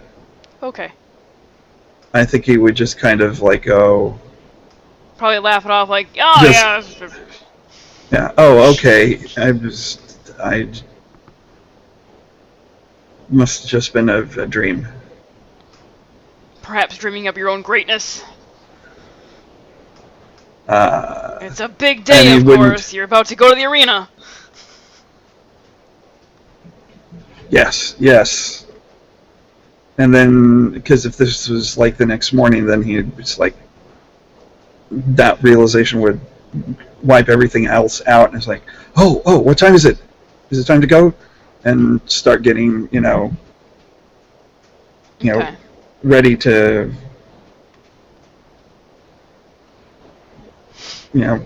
whatever preparations we would be doing to Okay. go to before going to the arena. What would you consider your character's second important event in their life? Um,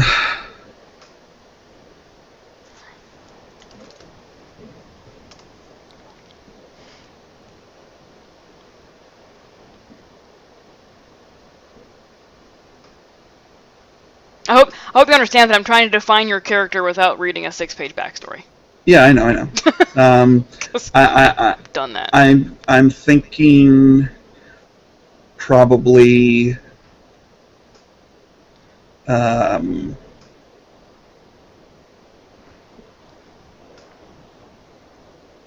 a few years later, because he was in the arena at such an early age, because of his unusual size, he's ended up being part of all of the arena bouts, on the children's side Okay. for longer than most. And I think,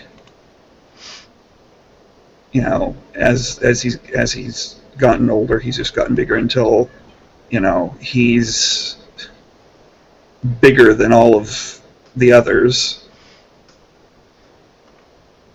and can easily defeat anybody because nobody is as big as he is. Yeah, in the And children's. so, right, and so he kind of probably turns into a bit of a douche. Okay. So he's For a while, he's cocky and like full 11 of years himself. old. No, like 12. 12? Okay. Okay. And at that point, your brother is 15. Yes. So your brother has probably moved on to the young adult. Yes. Just because of age. He was, since adulthood is at 14, while he was talented, he was not seen as having any kind of divinely inspired spark, and so has ended up, in, the Warriors. Okay. A little bitter. But again, I think it's a family trait. It's like he probably thought, okay, if this is where I'm going to be, screw them. Wherever I am, I'm going to be the best of wherever I am. So your brother's a little bitter. That's what I heard, right? Yes. Okay. But he's pushing himself to rise to the top of the Warriors. Okay. So at age 12... Basically, it's regular fighters. So at age 12, he's paired up with somebody who's also been seen as a bit of a rising star, but in the arena. In the arena, but he's kind of scoffing and blowing it off. Nobody's been able to beat me for a while, and this So guy's it's smaller. But essentially again, a tag team match. But again, for all of his prowess, there's still, unfortunately for him, he's still not the sharpest tack in the box. He's not stupid, but he's once again up against an opponent that is able to outthink him. So you lost again? No, he doesn't lose, but almost. I mean, it's like a very, down to the wire, and for the first time in a long time, he had to push himself and not just phone it in. Okay. How does this affect Koltash?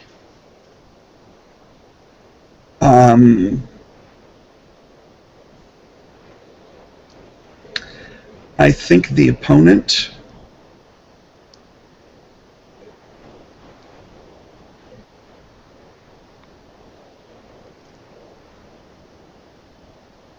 ends up being a little angry and bitter, because I think at the end of the fight, after almost losing, right at the moment where whatever he did, he was able to turn the tables and finally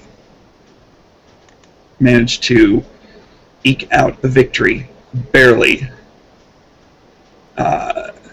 He's, I think, rightfully pleased with himself, but because he's been kind of full of himself, he says, something as he's like, "You thought you could beat me," kind of scoffing. You gained a rival. And I gained a rival. Okay. Let's see here. What's a good name for this rival?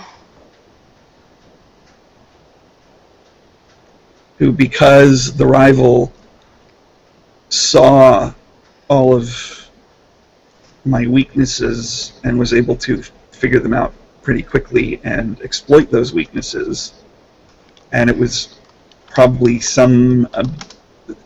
it might have been just some dumb luck thing that gave me the victory. The rival doesn't believe that I'm truly worthy. Okay. So that's the rival's name, Nabak.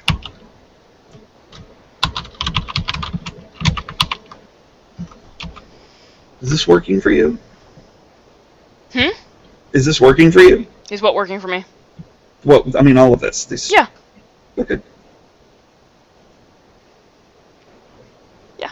I'm just doing this to get a feel for what the character is and what I can throw at you later on.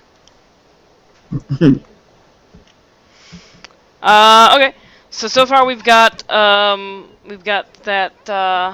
Koltash is from a religious family who worships Sodar, the god of war, from Messanos, where they throw all the young individuals, not necessarily orcs, but all the young, who are, we'll say, part of the warrior class, into the arena to be tested. And the tests are not just tests, they are also used as entertainment value for the masses. So it's almost Romanesque, but not quite.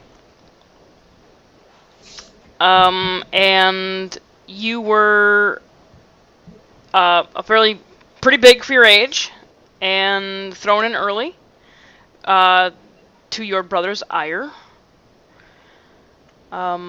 So even your brother is kind of a rival at this point, yeah?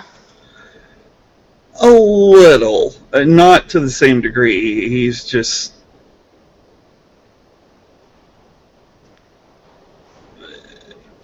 not... He's probably at this point pretty jealous, and thinking that you're just showing him up. Yeah. And I'm definitely bigger than he is. Yes, he's probably also on the smarter side. Yeah, probably. Okay. So, again, before your bout with Nabak in the arena, the night before you had another dream. Again, you find yourself floating amidst a sea of stars, the same silhouetted figure ahead of you. This time, however, the vision shown to you is not you standing victorious. It is you see your crumpled body, with the victor having one foot like on your shoulder or on your chest, hands raised, and it is Nabak.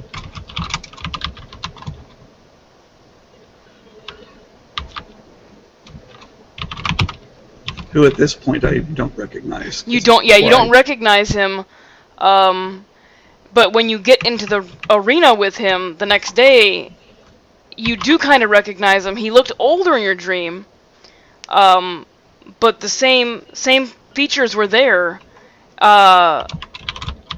and you wonder if perhaps that's why you didn't do so well in the bout. Perhaps that's why Nabak it was a really close match. So yeah. How old is your character going to be at the start of this campaign?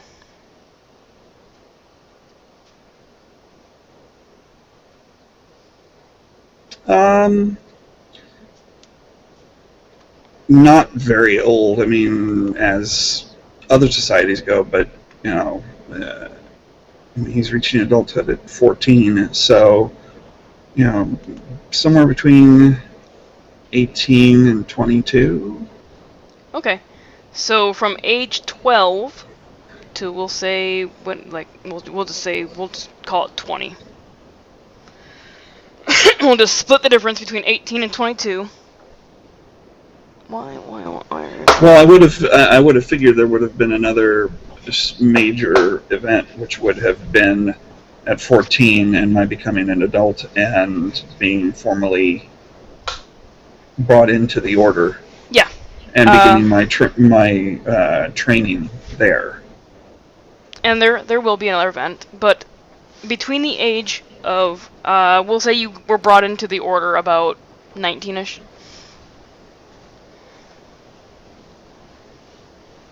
No? Oh, I was thinking that's kind of late. It's kind of late? Well, yeah, I mean, if you know, the rite of passage to becoming an adult is at 14. Okay. And okay. So, I mean, I can, you know, lower his age if that will have an effect on things. No, we're okay. We're okay. I had misheard something, I think. So the third event is going to be the rite of passage into the order? Yes. Okay. At age 14. Okay. Okay. So let's go ahead and get that out of the way. That is not in the arena, I'm assuming. No. But it is in Mesanos. Where does this take place? The temple you have there? Yes. Okay. The Temple de Sodar? Yes. Sodar. Alright. So what happens during the rite of passage? Well, because this is a rite of passage that is also going to induct me into the order, you know, I think I've been in training with Shiri all of this time. Yeah. And you know, instructing me on what will be expected, and you know, doing all the proper things to the degree that they need to be done. I mean, it's not super elaborate, but there is some ceremony to it that has to be followed. There is a, you know, battleground area at the temple, which of course there would be for a god of war. You know, of course there are, you know, training grounds and such, but there's, you know, while it's not the size of the arena by any means, there is, you know, a smaller combat ground with, you know, stands and Well, yeah, it's meant to be a smaller affair. right, and um, the rite of passage begins with a ceremonial combat, and it's called ceremonial, but it's still a real combat. um,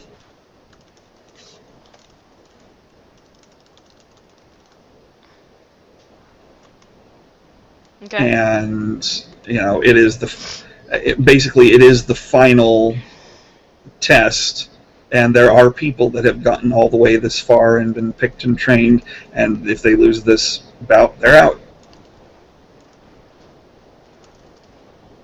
And too bad, so sad. Goodbye. You know, the time has come for you to lip sync for your life. So, during the ceremonial combat, now, do you face somebody who is also trying to enter, or do you face somebody who is already a member? I face somebody who is already a member because this is their final. In fact, I think I face Shiri because she has been my trainer, and this is her because she is a member of the Order. This is her final assessment, and this is not revealed to me until the moment. I think I'm going into a normal combat, and then I find out that it's her. When you are informed that Shiri is your battle partner for this, it's not in advance. It's I'm out there, and she comes out, and it's go time. So as you're standing on the in the small arena, the sand beneath your feet, waiting for your opponent to step out from the other side. It's midday. The sun is beating down on you. The area under the seating is completely in shadow. You can't see anybody walking towards you until they actually step out past the lip and into the light. What goes through your mind, and what do you think when you see Shiri step out?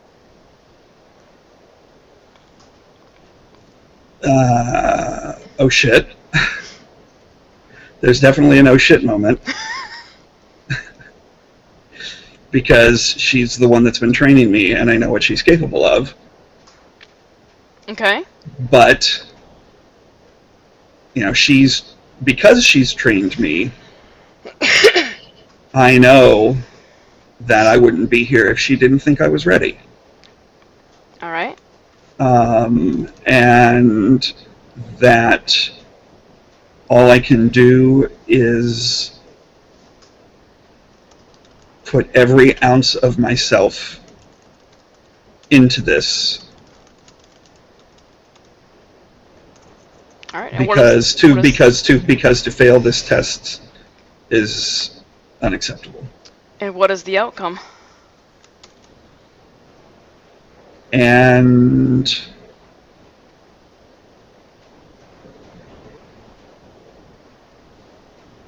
it's the longest, hardest, most brutal fight I've ever been a part of. She pushes and pushes and pushes. You know, any weakness I show is instantly exploited. And there, definitely early in the bout, there's, you know, a couple, 3 moments where, because I have been a little shaken by the fact that it's her, my head's not 100% in the game, and it almost cost me. And so my concentration, just, you know, distractions go away and focus goes away. Focus, you know, tunnels in, and it's just the ebb and flow of attack and defense and parry and riposte and attack and circle and advance and over to this side and over to that side. And then the moment happens where I suddenly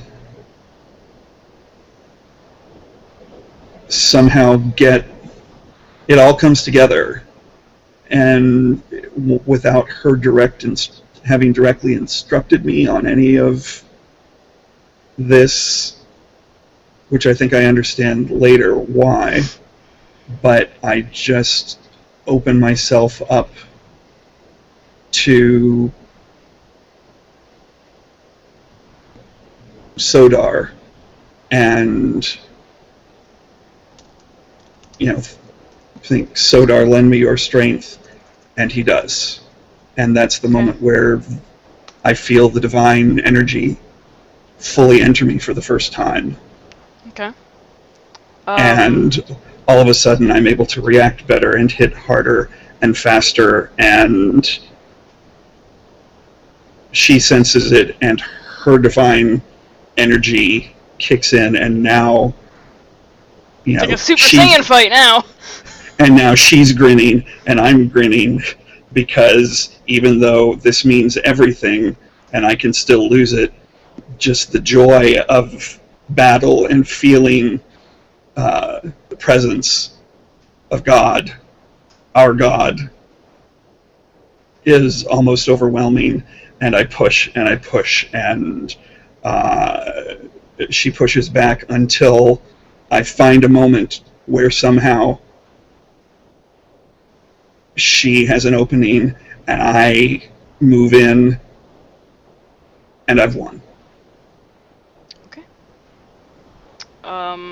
How does this event affect you, other than winning and joining the Order? Well, it's not it.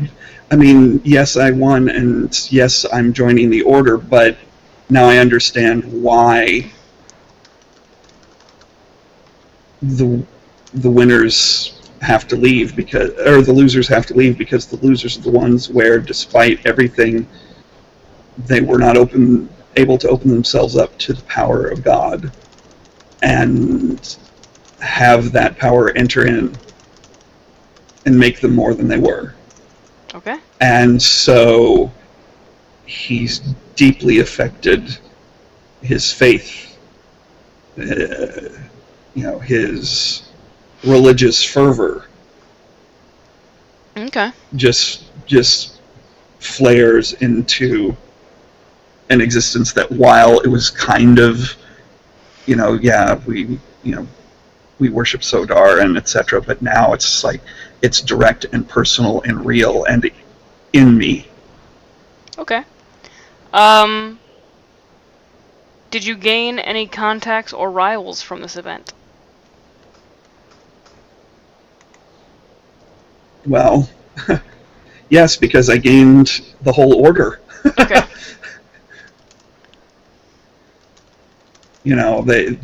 All of the members of the Order who are there and watching can feel it too. They know the touch of the divine when they see it. Okay. And they know that I truly am one of them. Okay. And will always be from this moment forward. Okay. So the night before, again, the dream comes to you. A dream comes to you. Floating amidst the stars, the silhouetted figure before you.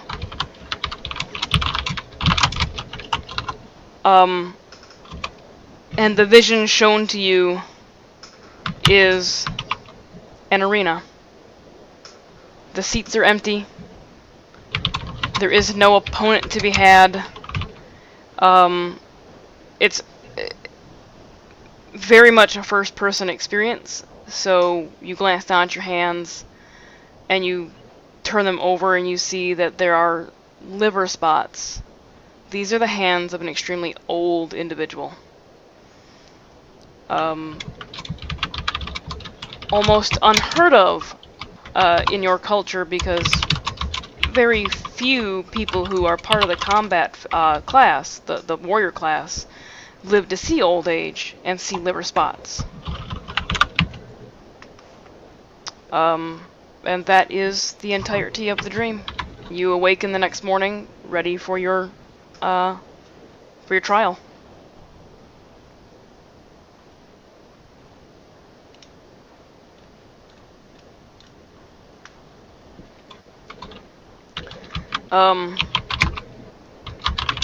And yeah, we'll just split the difference as far as you said 18 to 22. We'll just say 20 right down the middle. For the next 5 years, from 14, well, I can be 19. I can be 19. Okay. I can be 18 if you want.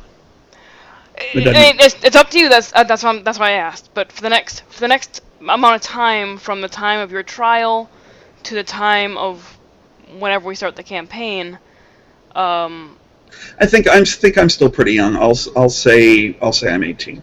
Okay. The dream plagues you.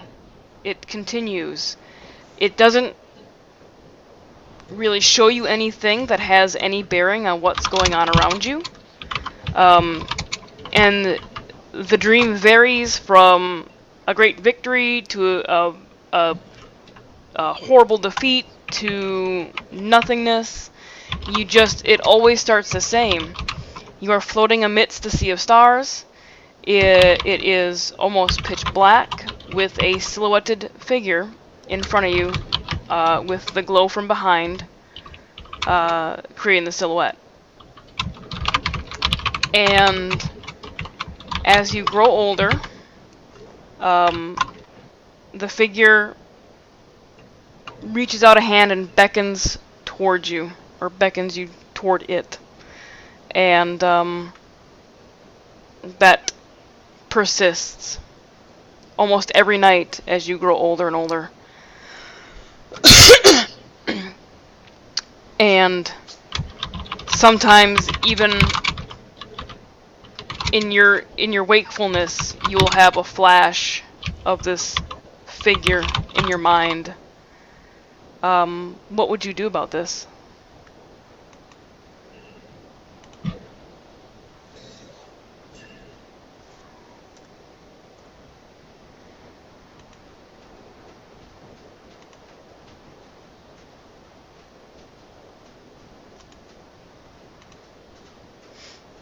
I would probably,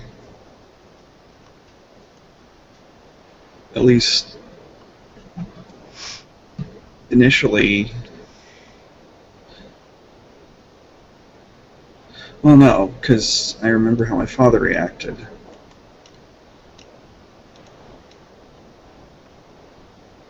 I think my first instinct would be to tell my instructors, my friends, whatever, somebody that I trust, So in Shiri. order, probably. Okay.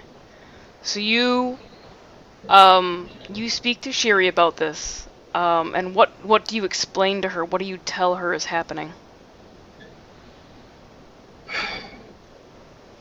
Well, I tell her about the dreams that I've had going back to when I was 8, and how the dreams appeared at important moments in my life before now, but now they're coming more and more frequently, and I'm not sure what it means. They seem to have been some kind of visions of the future, but they've become so frequent in changing from one thing to another all the time that I don't know anymore what they mean, or if they mean anything at all anymore. Okay. But how they always start the same. Always with the stars, the sea of stars, and the blackness, and the silhouette Yes. figure. Shiri thinks for a moment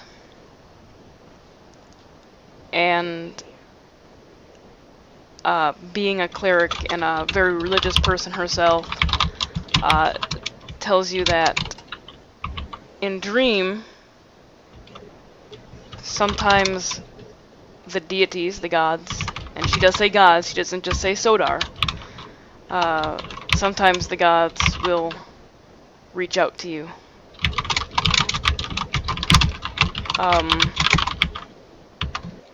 To better understand what it is or who it is that is trying to reach out to you, I would suggest a journey to the Oracle of Elos.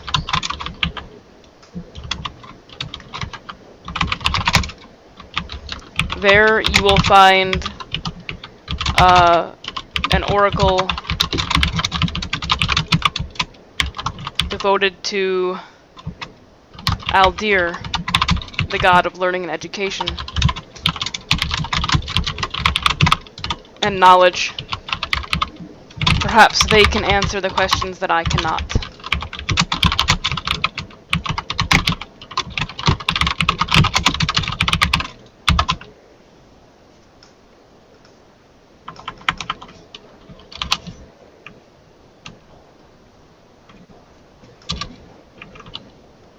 Then I will undertake this journey Okay. and see what this oracle may be able to reveal to me. Alright. She will provide you with the money required to use the teleportation to get you to the closest city-state. Because it's not cheap. Or I guess the Order could provide that for you. So.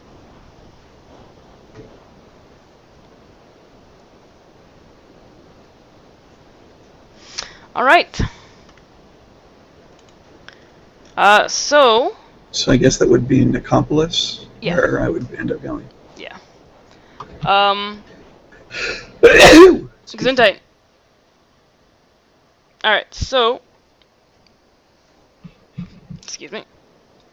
Does your character have any short or long-term goals?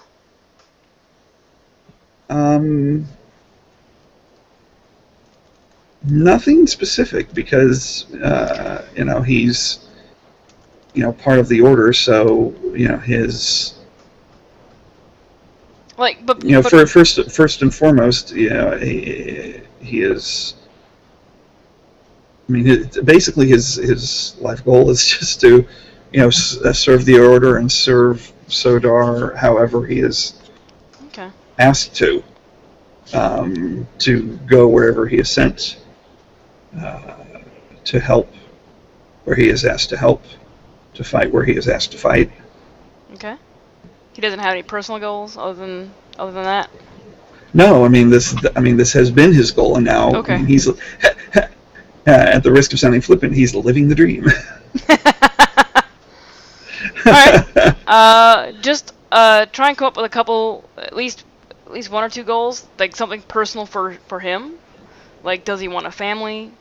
Does he want to see the world at some point? Just a few little things. And then we're gonna go over real quick his personality traits, ideals, bonds, and flaws. And I hate the ones that are tied to the backgrounds. So we'll go ahead and just create those on the fly. Okay. So, personality trait, he kind of seems like an overachiever a little bit.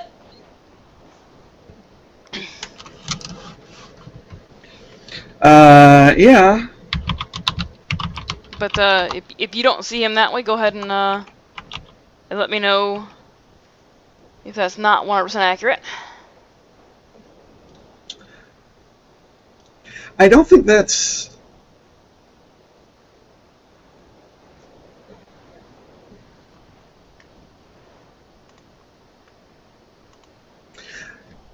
there might be some of that in there, but I don't know that that is.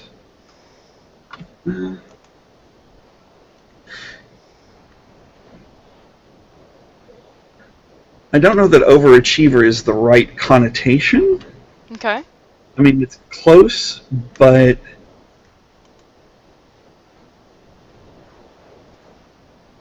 It's very enthusiastic. no, I would call him zealous. Zealous. Okay. Because everything he does, yes, he wants to overachieve to become the strongest, the best, the fastest, the whatever, but it's all in service to his God.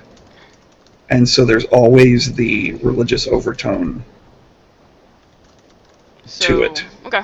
So there's a religious fervor, to what he does.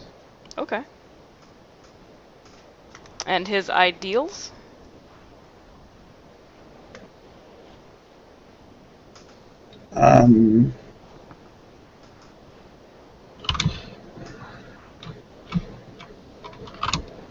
Well, I mean, it's all kind of wrapped up together, really, because I mean, he's striving to, be the best, be all that you can be.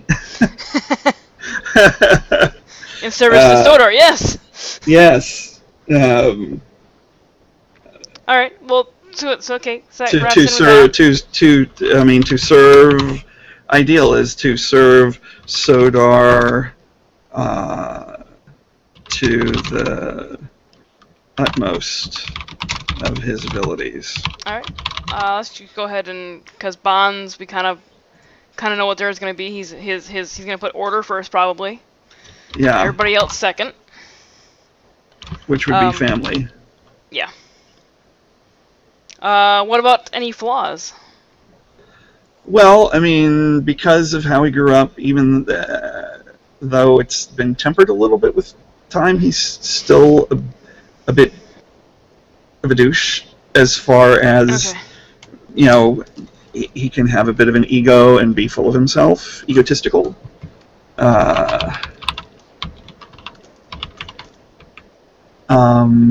So you're Gaston. Maybe. I don't know that he's that douchey. But he's a douchey good guy, not a douchey. He's a douchey good guy, not a douchey bad guy. Hey, Gaston was a good guy in his own mind too. Well, yeah.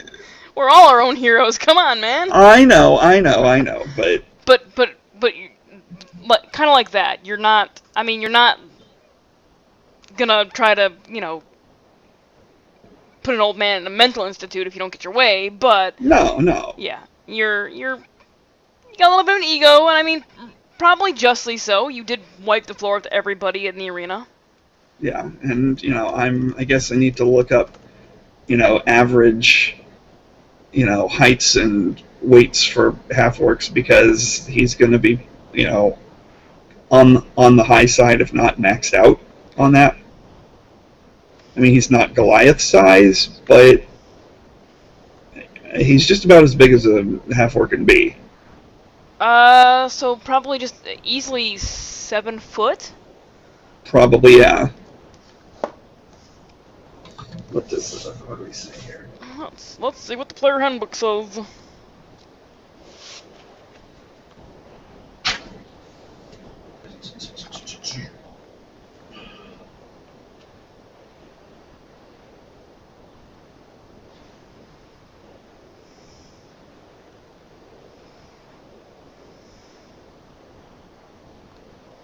Half-orcs are somewhat larger and bulkier than humans.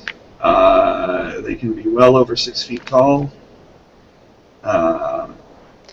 There's a thing for description somewhere in here.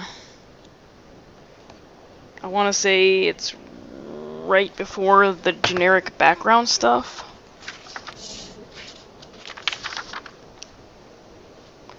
Character details 121.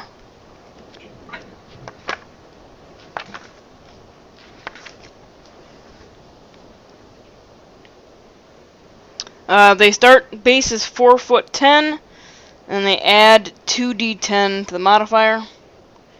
Base is weight is 140. So you can add up to 20 inches to 4'10".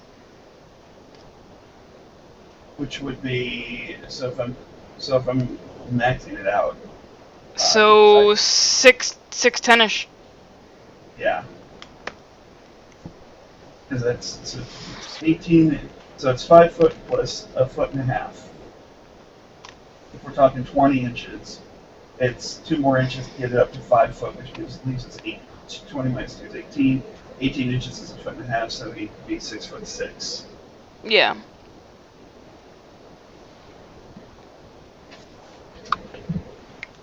And it's 6'6".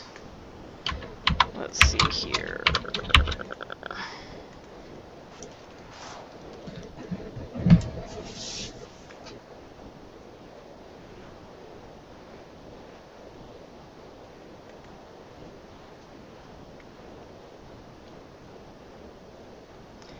Uh, 6'6". I'd say probably 275, 300 pounds. Yeah. To be a brick shit house. He's a linebacker. I would probably go a little bit leaner than that and be more muscle with less fat. So do. Well, yeah. I mean, he's 275. okay. Yeah. I mean, it is all muscle. Yeah. So you're basically John Cena. Yeah. Only 5 inches taller and 25 more pounds. And I mean, he can be an orc. Seriously, he just needs 2 little finger things protruding. Yeah. I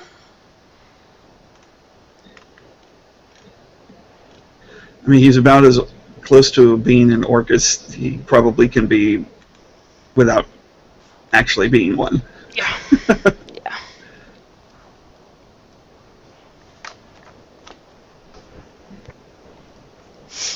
Okay.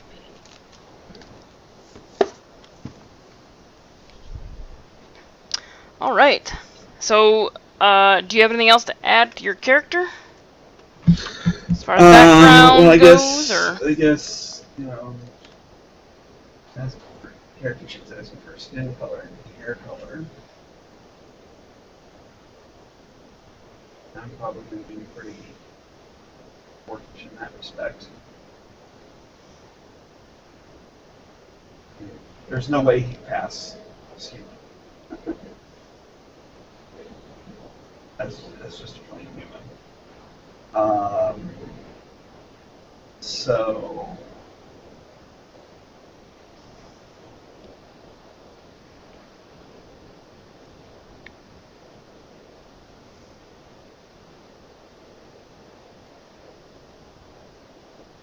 Okay, so apparently there's a football player for the New England Patriots that is 6'6", 265, and apparently the dude is a beast.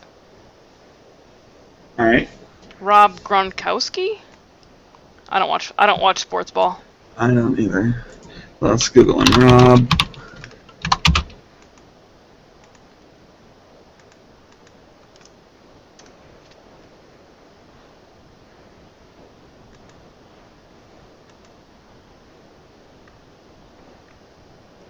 Yeah, he's... Yeah.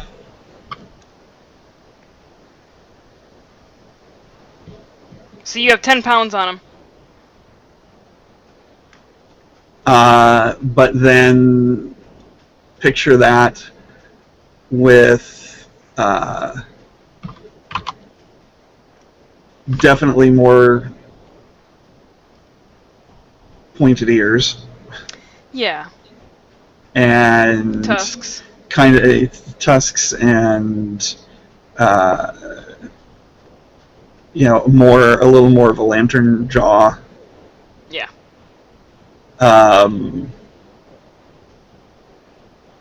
Kind of gray-green skin. Okay.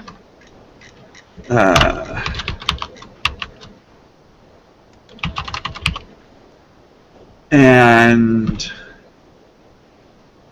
probably black hair. Okay.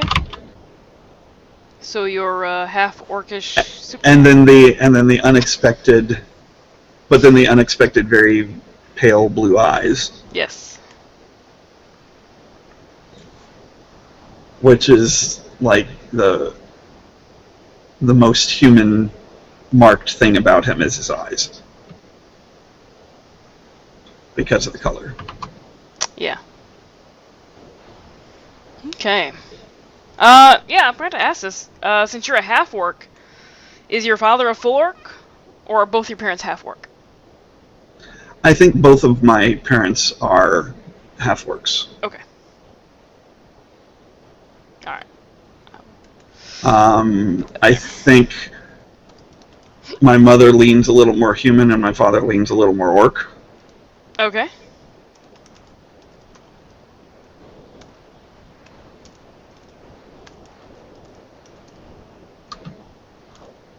Which is why,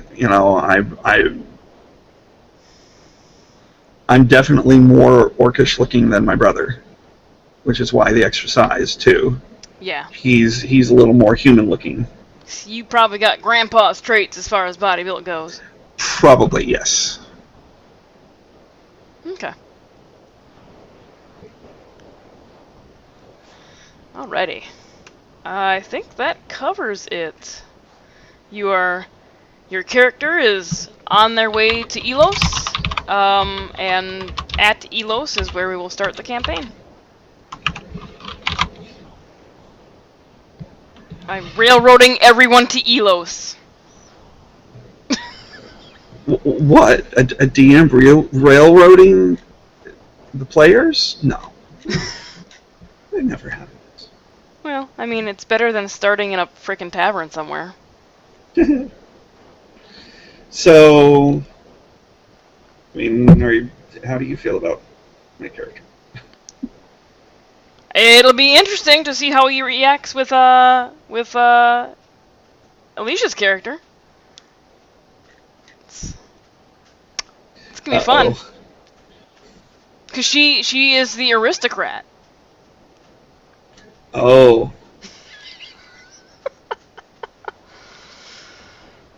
And then we'll see how everybody else makes their character. See how that. Yeah, well, just because of my background doesn't mean I'm an uncultured brute either. I mean, if I'm being sent out into the world, I definitely would have had instructions since I am representing the order, and so I gotta be on mostly good behavior.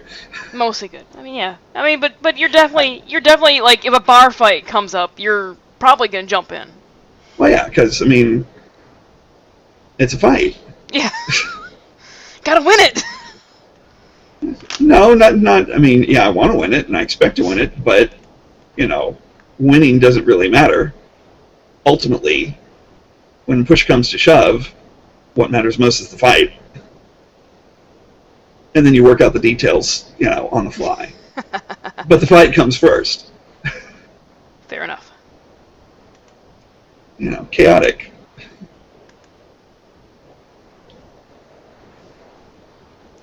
Alright. So that is your character, Coltash. We should start, I've got Jeff next week, Dory on the 20th.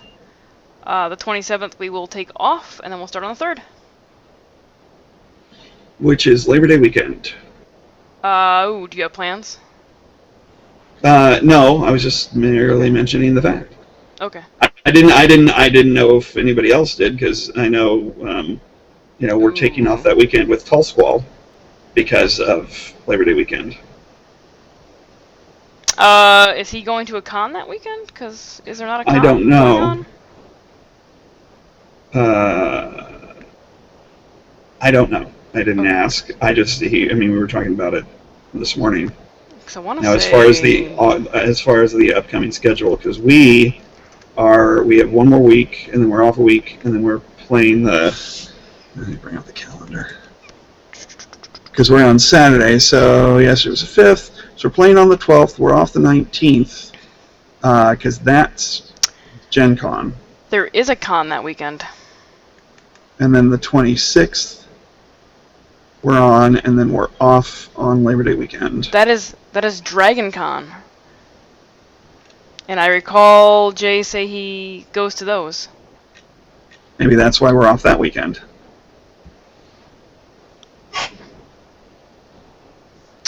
Yep. And then we're back on the 9th. Okay. And on the 26th is when we're switching to 2 hours, starting 2 hours later. Yeah. For Templar. Yep.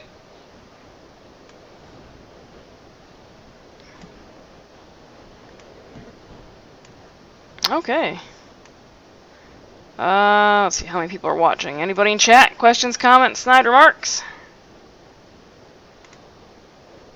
Alicia must have left, otherwise she would have been making snide remarks by now. No, she's still there. Oh, she is? Yeah, oh, Bird's in here. Oh yeah, he came back. He was gone for a little bit.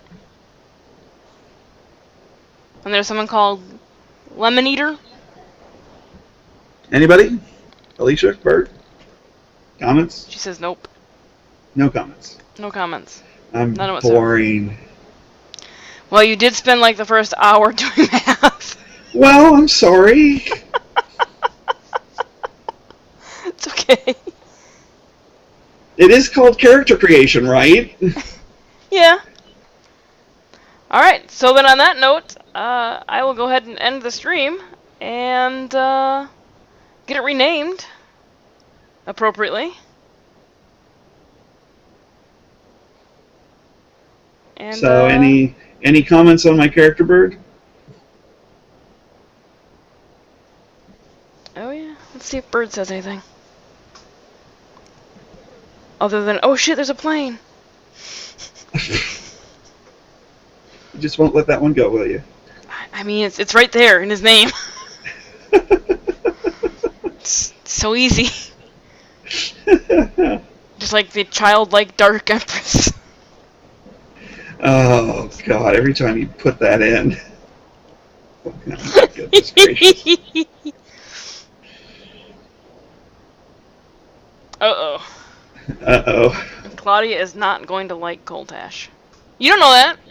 Claudia could fall madly in love with Coltash. I mean, he may be a half-orc, but he's damn pretty for a half-orc. I mean, he's got 16 charisma. And I am all that. And pecs and abs for days!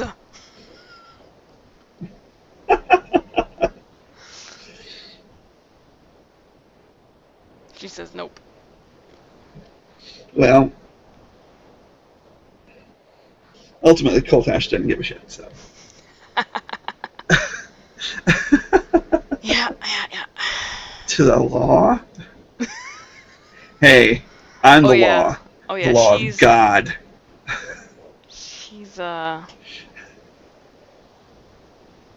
Alright. Yeah, So, going to end the stream because I want to go and watch some stuff. And Alicia can. Yeah. Or maybe she already is. Alicia's probably like, God damn, I could have been playing Dragon Age this entire time. Shit. And I don't have a swear jar. Ha-ha! Because why should you? I mean, I want to try and keep it a little clean, but... Well, I hope it wasn't too frustrating to work with. No, it wasn't. I mean, it was definitely a lot longer than I expected. But, well, I take my character creation seriously, and I want to get things right. I understand. Alright, let's see here. Output.